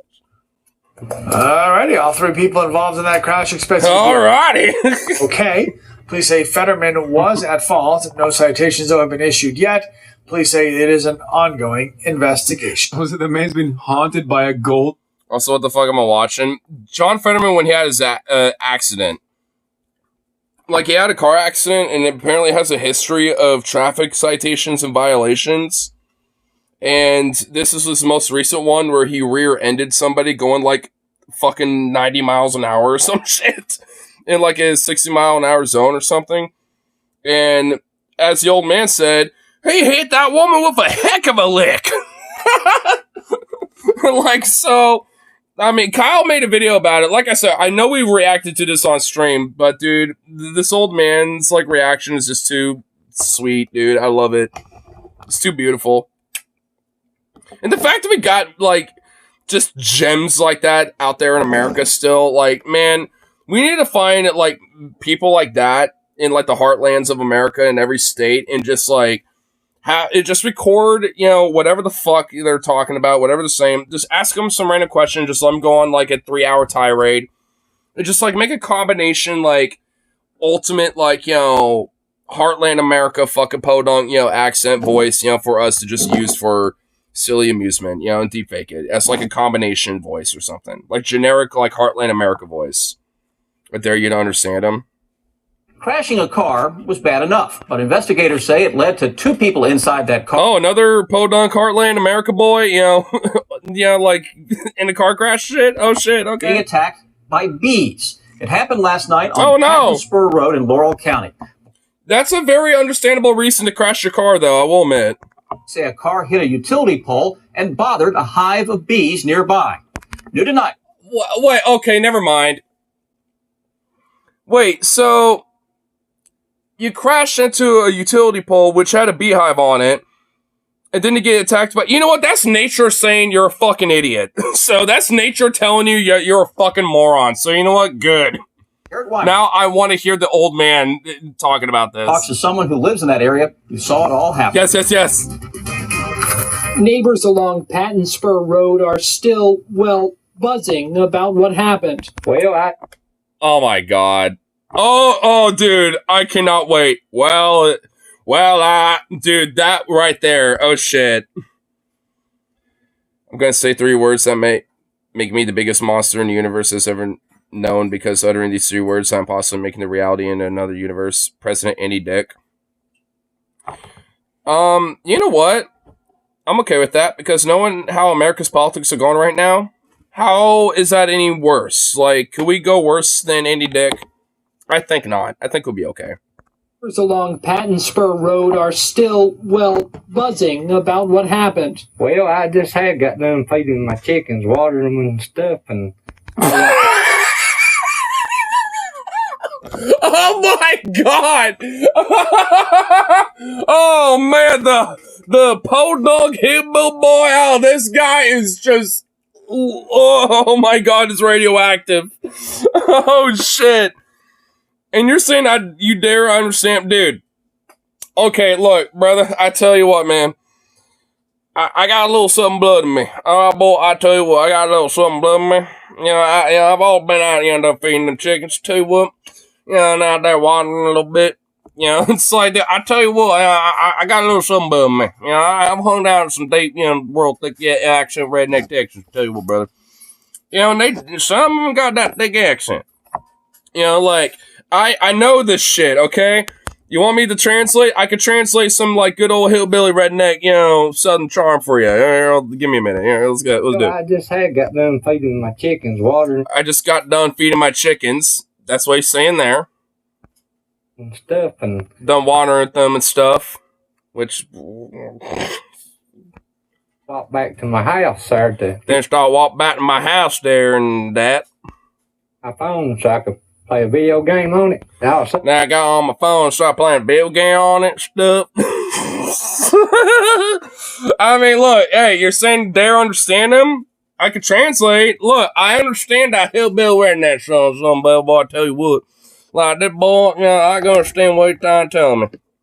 I got a little southern blood in me. I can understand that southern hickness. I do. I got a little bit of that southern blood. I know it, dude. I know how to understand this shit. Like, I'm a good translator for this shit. Whenever you need a redneck translator, just hook me up. I can hook you up with that shit.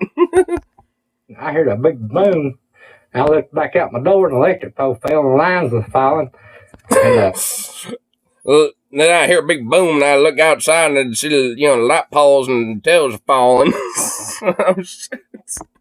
Jill cacklers sideways into the fence.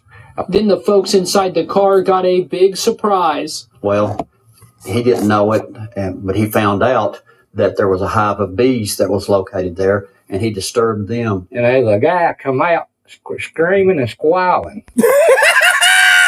And the guy come out going squealing and squalling like a good old piggy.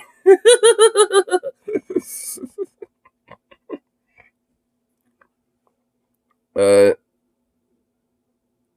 your pot, strain. Like the weed. Oh, it's an orange apricots. It's a 28.45 THC and a 0.04 CBD. Sativa dominant. Got it for $6 an O. Prepackaged O's at the dispo. But Oregon is legal and rec, so I can get away with that. So, you probably get drunk and try to feed a computer to set up a bunch of nuclear warheads. Here's why, wait, hold on. 2023 vintage floor notes. Not the hillbilly whisperer. Lol, you good? Well, I got a little bit of some blood. I understand a little bit of that some little hillbilly nonsense. I tell you what there. I tell you what, I understand it. I mean, because I do got family out in Texas, and, they have different variations of thickness of this type of drawl. I'm just being honest. They do. There's like a broader southern drawl that, kind of comes with the turf, and, I know it. YouTube censor again, damn. I know here's why. You see how much damage Andy does now? Imagine him in charge of missile codes. He'd probably get drunk and try to fuel up a computer and set off a bunch of nuclear warheads. Well, there's a lot of different, like, you need, like, 2 keys, that need to be, like, turned, to set up. Like, a lot of our nuclear codes and shit are actually, like, Cold War era, which is actually weirdly a good thing. So he would need, like, multiple people to even do that. So luckily, I think we would be safe. I think there would be enough rational, sane people to realize he's just drunk to avoid a catastrophe. So I think it'll be okay. And running around about like a chicken with his head cut off. He was running around like the chicken with his head cut off. Yeah, he would know. Our hillbilly boy would know. He was feeding his chickens earlier. He knows what that looks like. Oh, shit. That's kind of morbid, damn. And then says they ran up the road, grabbed a hose outside his home, and started trying to spray off the bees. I told him they need to get out of that water, but say I didn't know he was getting eat up by bees. I thought he was just high. Deputies say the couple were under the influence of drugs. I didn't know he was getting drained around by bees. I thought he was just high. He thought he was high, dude. Oh my god, hold on. That one was a little bit of a tough understanding. Hold on. Grabbed a hose outside his home and started trying to spray off the bees. I told him they need to get out of that water, but say I didn't know he was getting eat up by bees. I thought I told him, you need to get out of that water, boy. I told you what. And it's like, I'm getting attacked by bees. It's like, oh, I didn't know you were getting attacked by bees. Carry on then, son. he's just high. Deputies say the couple were under the influence of drugs. Turns out they were wasted. Oh, you're right. They say they had driven down the road looking for a place to swim. That girl in that little bikini, she had a little red dot over her. Right Even here. Gary Lee got stung while he was out there. Needless to say, investigators call it an unusual... Damn. Nature be equal opportunity offender on this one. Gone rotin', totin', recoatin', reboatin', boatin', scotin', and stinging and shooting with, the damn bees, tell you what.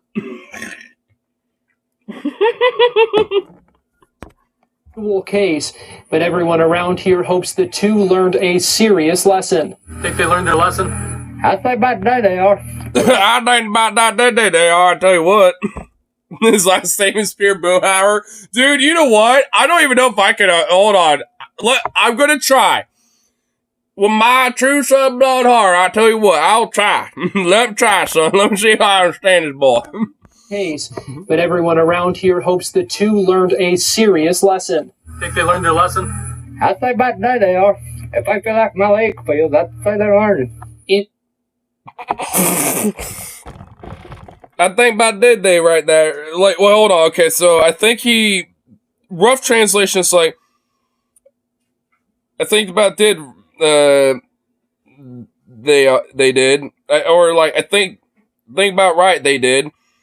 If they feel about how my leg feels, then yeah, they surely, probably did. Something like that. I don't know. Okay, that was probably legitimately the hardest one to understand. I get the gist of what he was saying. I will grant that, but that was the hardest one to understand. Holy shit, that was legit some straight Boomhauer shit. Even for me, that was actually pretty hard to understand. Oh my god. Laurel County, Garrett Weimer, WKYT. A painful lesson one way or the other. Deputies say the two. Oh my goodness. Oh my lord. I want to see some of his comments. Let's see a nature documentary narrated by this guy. Now we got a little does something to bees, but they're about, going out there at the flowers. And I see them, getting pollen so they can make a bun of honey. I tell you what, there, as I'd say.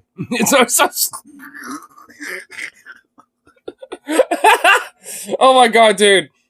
Holy shit, a nature doc of this motherfucker would be amazing. Oh my goodness. What was my boy Harley going off about? But oh my lord, dude. Damn.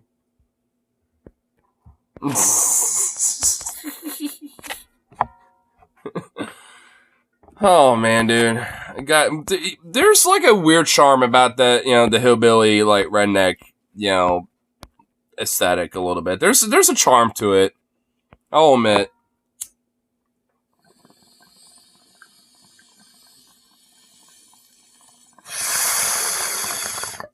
But you get one of those like kind of like, harmless, like kind of happy-go-lucky redneck types. Like, you're kind of in for a good time.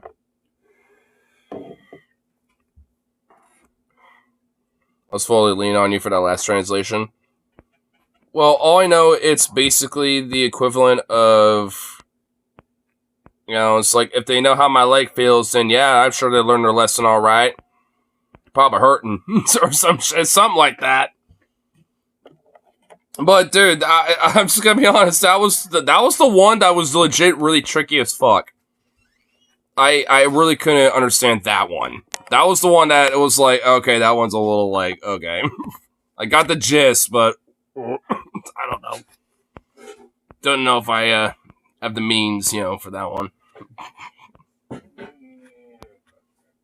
What the fuck is he doing?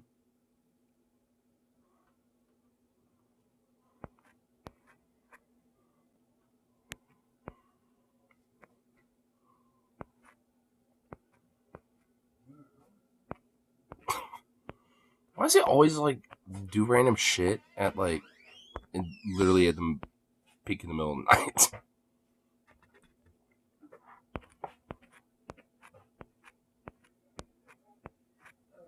You have like every other time in the day and evening. But no. Nay.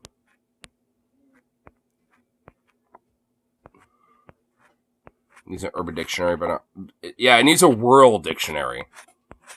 Dude, we need a world dictionary. We got an urban dictionary, but we need a world dictionary, dude. Yeah, Mornax. Yeah, exactly. A world dictionary. That's what we need. If we got the fucking urban dictionary, we need a world dictionary for these, hillbillies, rednecks, and shit, so we can understand half the shit they're saying.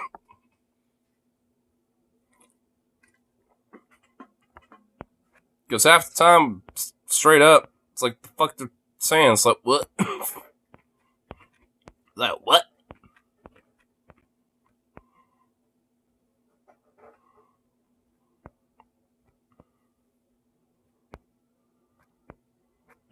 Let's see if there's like a little meme. Is there a meme we can look at? Is there a meme? Is there a little meme? Is there a meme? For all to see? Do we have a meme? I don't see no memes. Boo.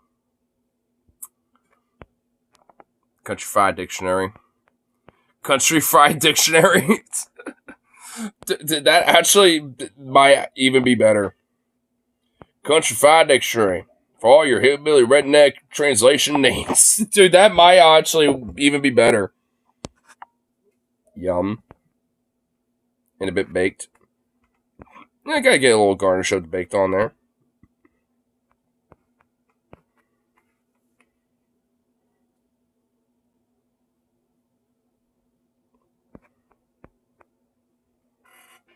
Oh, there he is.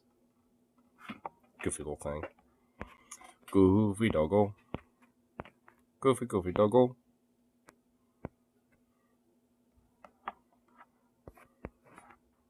Gotta hunt down some more for July sales tomorrow. My cartridge is empty. Oof. I'm getting low myself, but I'm gonna worry about that on Friday. I still got enough for tomorrow too. So I'm not worried about it.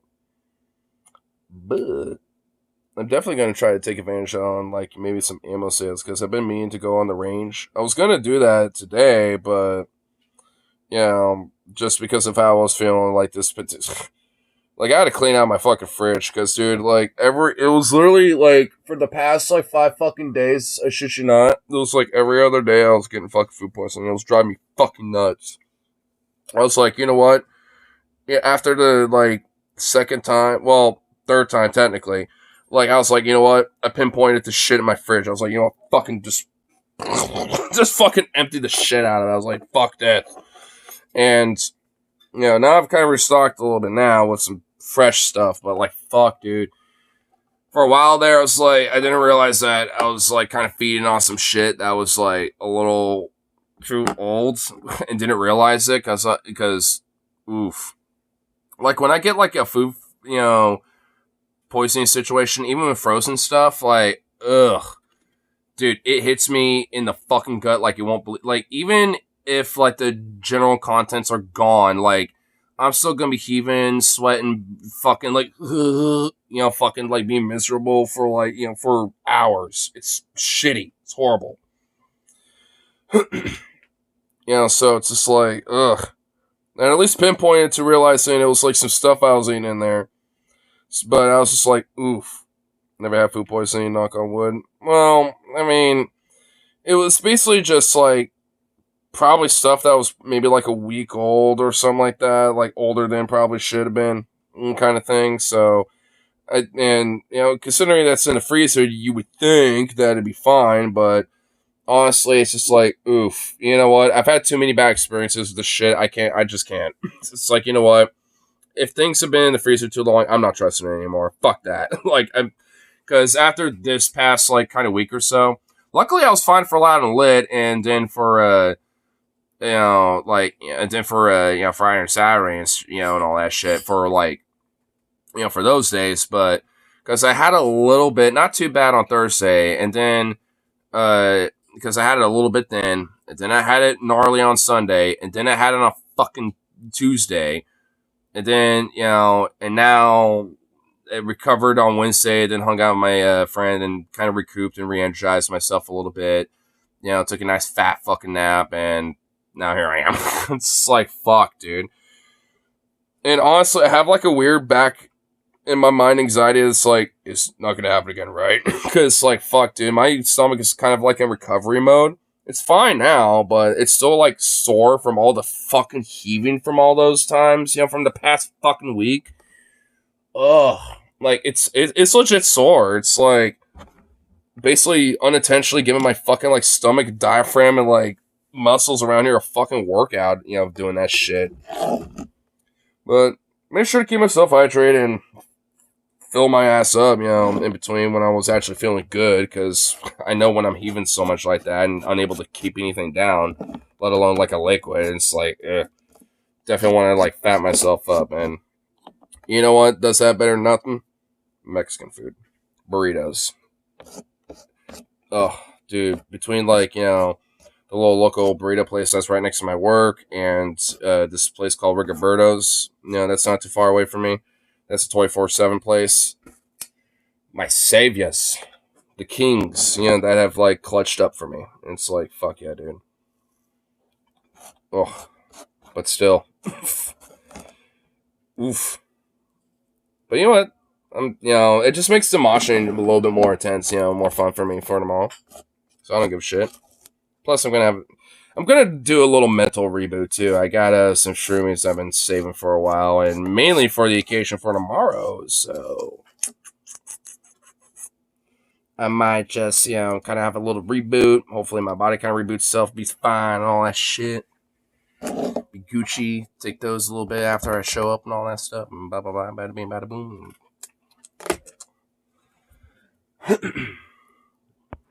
I'm just not ready for the heat wave shit, because I know it's technically like the heat advisory shit's like for fucking tomorrow. Ugh. You know what? I want to see what we got going on. It's fucking 60 right now, and it's like fucking like 3 a.m. Ugh. Ugh. Why is it 60 degrees right now? Boo. Gross. Ew. Ugh. No. I don't want it. I don't want it. I don't want it. Oh, the peak is 90. At least I'm gonna be outside. And, yeah, you know what? I'm gonna make shorts out of one of my pants. My black jeans. I got some black jeans. Not the ones I'm wearing now, but I got another pair of black jeans. I'm making that's already got like some fat holes in the knees. I'm just gonna literally make them shorts. I'm making them shorts. I'm gonna wear shorts, and I'm making those like punk shorts or some shit. It was 1:07 midday yesterday. Ugh. Thursday, yeah, that's tomorrow, and then Friday, 98. Saturday, 99. 99. Gross. No. I don't want it. I don't want it. I'm gonna die. I'm gonna suffer. I'm gonna get heat illness. Boo. No. Hydrate or dihydrate, okay? That's all I'm gonna say. Because, goddamn, dude, what the fuck? Ugh. Gross. Ugh. Gross.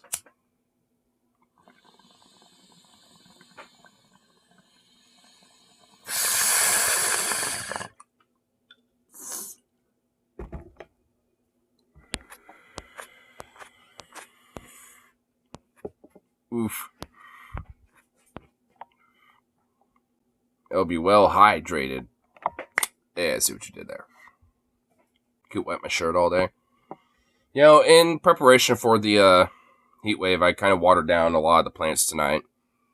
Front yard and the backyard, so before they clench up all the pores and everything, they get absorbed of some moistures and water and shit.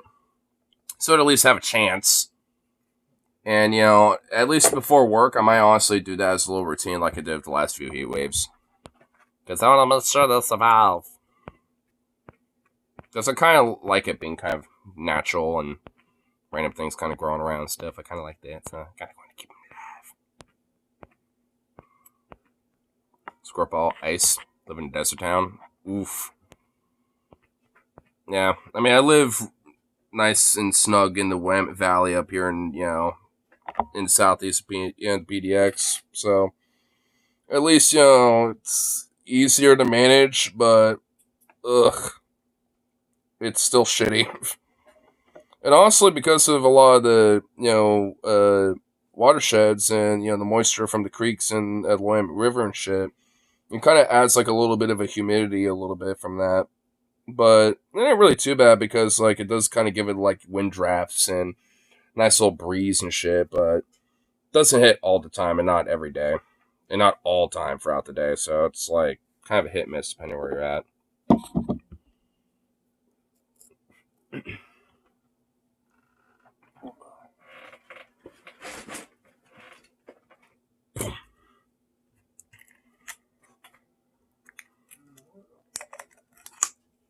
Got your tea.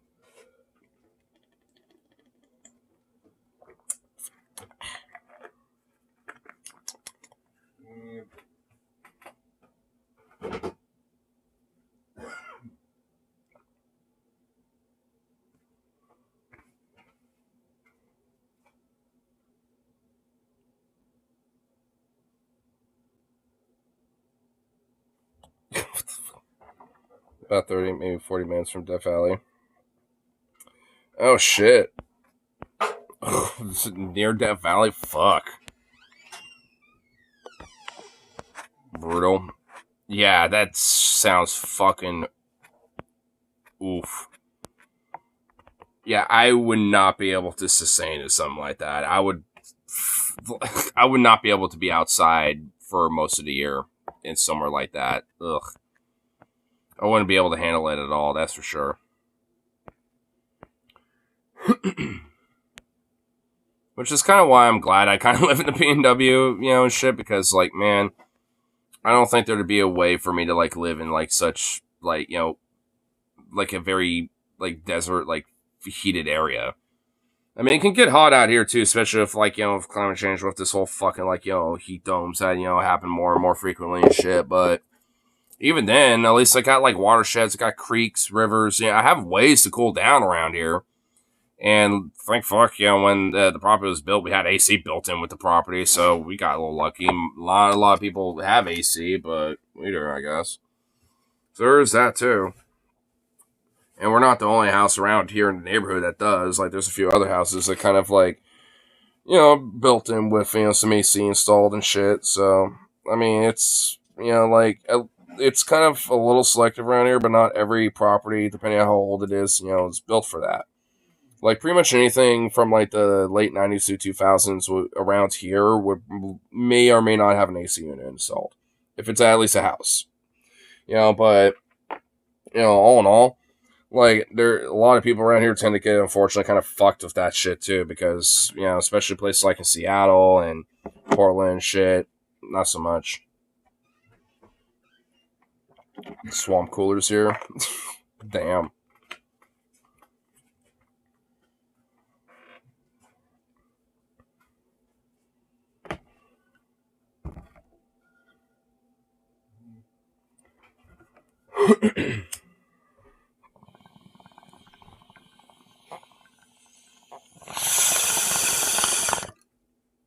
Also, I think the only other place that would probably be worse is, like, the swamplands or some shit. Like the Everglades or something. AC doesn't work around these parts. Yeah, I imagine they get overloaded and just end up not working because of how hot it gets. So it's like and just knowing that it's just getting worse with this type of shit, like, you know, it's man, I don't even necessarily want to think about it too much right now because it's already a little late anyway. But fuck, just knowing like how far like this type of shit has been like accelerated when it comes to like, you know, the summers being more extreme and like the winters being more extreme when it comes to like these, you know, differences of weather where it used to be lifetime events, but now are just becoming like almost like every fucking year. It's starting to become like a point where a lot of these regions, especially like near the equilateral zone, are going to start becoming way more uninhabitable. And it's not just like in the States where that's going to be the case. It's going to be in a lot of these other countries, you know, from like El Salvador, from like, you know, fucking Ethiopia, you know, like Panama, like fucking name it. You know, it's like all these countries are going to be hit with this shit. And it's going to be like a migration crisis that we have never seen before, you know, because of that shit. We're already kind of seeing the very early edges of it now. So it's just racking up, you know, eventually. And it's going to hit us in the ass, you know, eventually. I mean, it's so hard, even for me when it's not so hot. Yeah, same for me. At least around here, I can kind of handle it because of like the breeze and a lot of like the, you know, natural wildlife when it comes to like the flora, you know, it tends to kind of absorb it. You know, it's just like, you know, so around here it tends to be fine, you know, but like in a lot of different areas where it's just so thick of it, I can't really imagine that.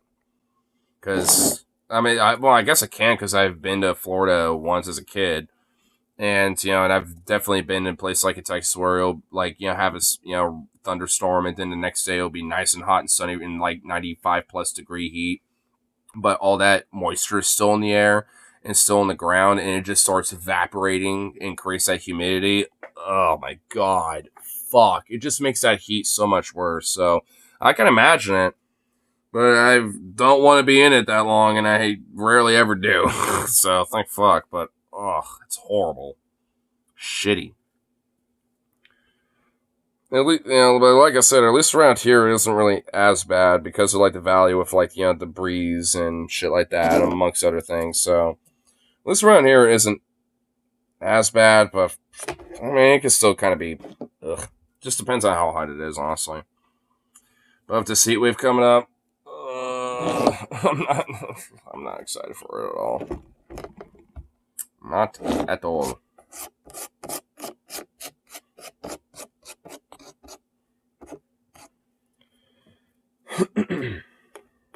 It's flat here, so we get hella wind often, but it's hot air or something, though. Oh, yeah. I mean, when it's just like that hot air that's just blowing around. Yeah, because, like I said, I had some family out in Texas. And, yeah, like that hot, dry air that's blowing, that doesn't really do much. That if anything, it just kind of makes it worse because it's just kind of like blowing hot air, not just all around you, but in one side of you, in one direction. So it just makes you like, it's like, fuck.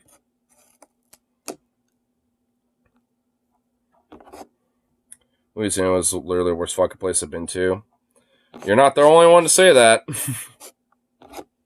Dude, Louisiana is just a bunk ass fucking shithole of a boonies ass place, dude. I would only want to visit NORLA for like a weekend, for like maybe 5 days maximum. So maybe like a little less than a week.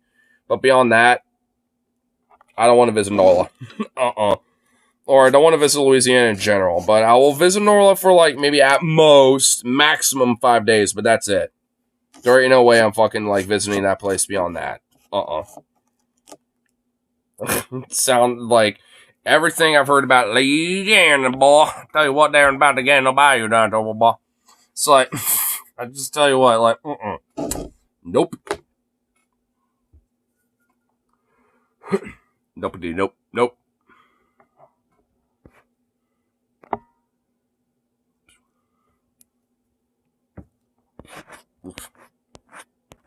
I don't even really want to go to Florida. Like, at this point.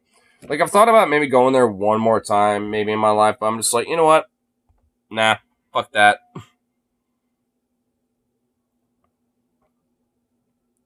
The ability to stop the wind. My house rocks. Slow. Living in a 30 feet travel trailer. Nice. So at least, there's that, I suppose.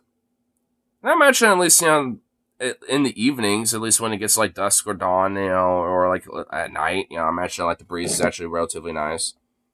Get like a little window open to get kind of like the cooler desert breeze, kind of helping cooling down, everything a little bit. To kind of help, stock up the cold air, before the blazing heat, rises up again once more.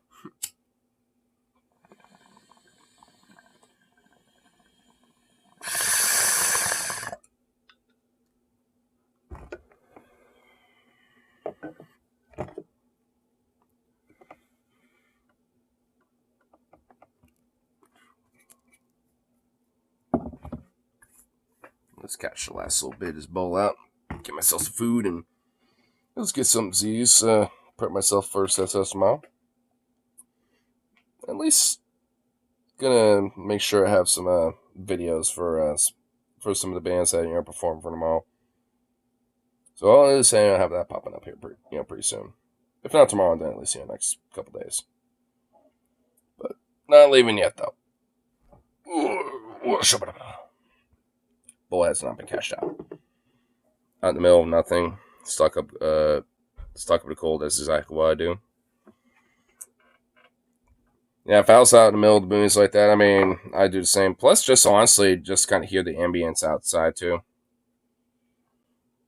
I love the ambiance in nature.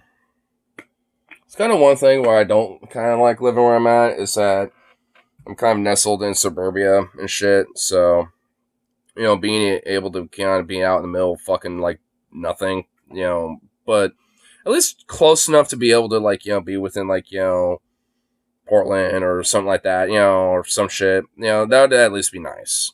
Because then, I can go outside and just have quietness, ambiance, and just like look up at the stars and not have a lot of light pollution, just be like, because I love that shit. Like, there's like a calling in me about that type of shit. Because luckily, I mean, I live in an area where there isn't too much light pollution, so I have a decent look at the night sky, when I'm, looking up at the stars, but nowhere near as much as I probably could if I was, like, in the middle of bumfuck nowhere, though.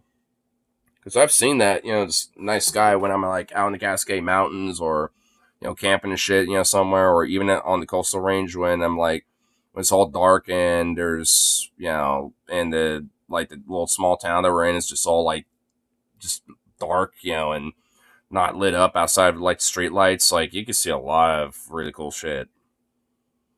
And a lot of like meteors and small little things that, will be burning through the atmosphere, stuff that normally you wouldn't be able to see. Because honestly, there's a lot of shit that falls through the earth, in its atmosphere all the time and burns out, really high up in the, atmosphere and shit that we don't really know about just because it's so small that it just burns up before it gets really too close for it to really be like this big, bright, like, kind of thing. I hear turkeys, lol. My door is open, I just coughed. They're so nosy. Oh yeah, I know about, turkeys, because my family out in Texas, they have like a little ranch and they have like a little flock of turkeys, or a little herd of turkeys or something. I guess it would be a flock of turkeys, like where they're, they'll always like wander around and go, every now and then. I've seen him before and shit. I think I might have a couple pictures of him. I don't know if it's on this phone, but I might on one of my old phones have a couple pictures of him.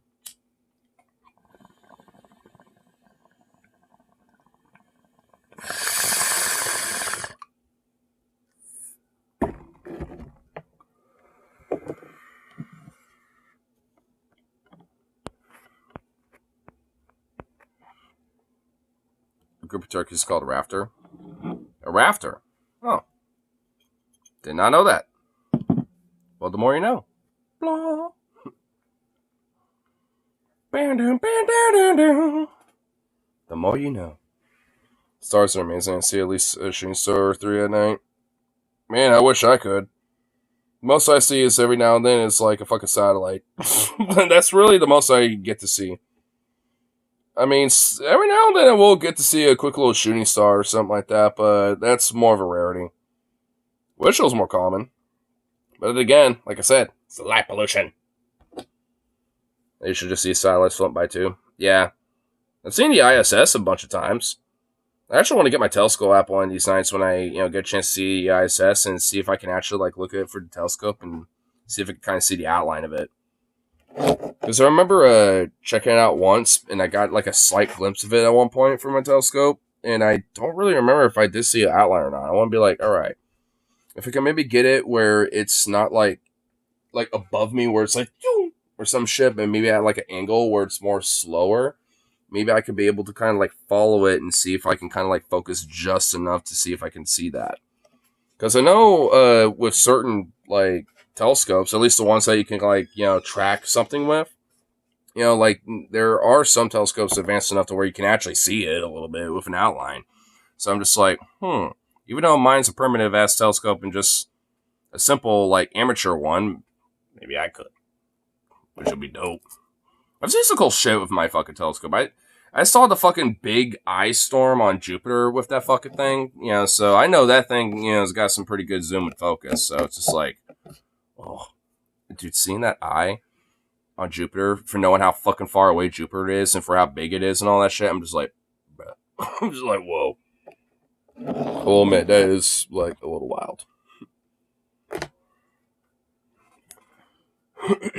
And seeing Saturn's rings too. That's pretty legit.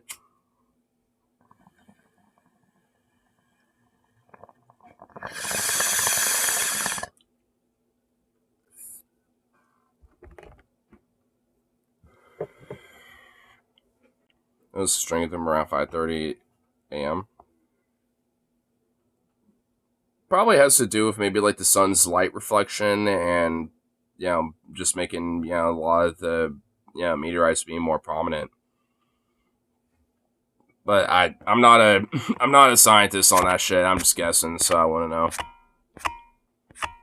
But this got to last a little bit of my bull smoked out. But at least oh, satellites. Oh yeah, for satellites. Yeah, actually I do too sometimes, because there's been times where I've gone on way later and I'll let my dog out really quick before I go to bed and shit, and I'll look out and I'll see the same thing. Sometimes I'll even see the ISS, but that just kind of depends on where its orbit, is going on. But I'm kind of tempted. Maybe I'm... And I'm going to bring my portable charger because I've been having this little bad boy charging up over here the entire time. So I'm thinking maybe I might stream a little bit of it. Not all of it, but maybe a little bit of SSS tomorrow. And then, just record a lot of different, footage of, some of the bands as well, a little bit. So, I don't know. I'll see how I feel about that one. But, anyway, let's call it good for now. Get some food, get some Z's, all that good shit. So, what are you doing? I'm walking by. I know, but you're always active doing shit, just... Such odd hours. That's why I'm wondering. It's like it's at the most oddest hours of the day or evening. Well, I don't have any real hours. It's okay. First sight, I was spooked. Lol. Called my mom. Damn. Oh my lord. Anyway, let's go. Good. Get myself some food. All that fun stuff. So, anyway, I'll probably at least, like I said, maybe do like a little short stream, just kind of, hang out and say what's up for a little bit. Once we at least get there, because I know it starts at 1, and I know me and my friend are going to be linking up at least around like 11:30, maybe around noon, or some shit like that about. So, yeah, that'll probably be good. Because there's going to be a lot of bands, a lot of shit going on in between and stuff, so, and with portable charger and all that, they'll be playing shenanigans. But, anyway, I think we'll have at least time for that, but for now, I'll just bid do. Peace out, and of course, have a good one. Don't have to go home, but, hey, you stay here. So,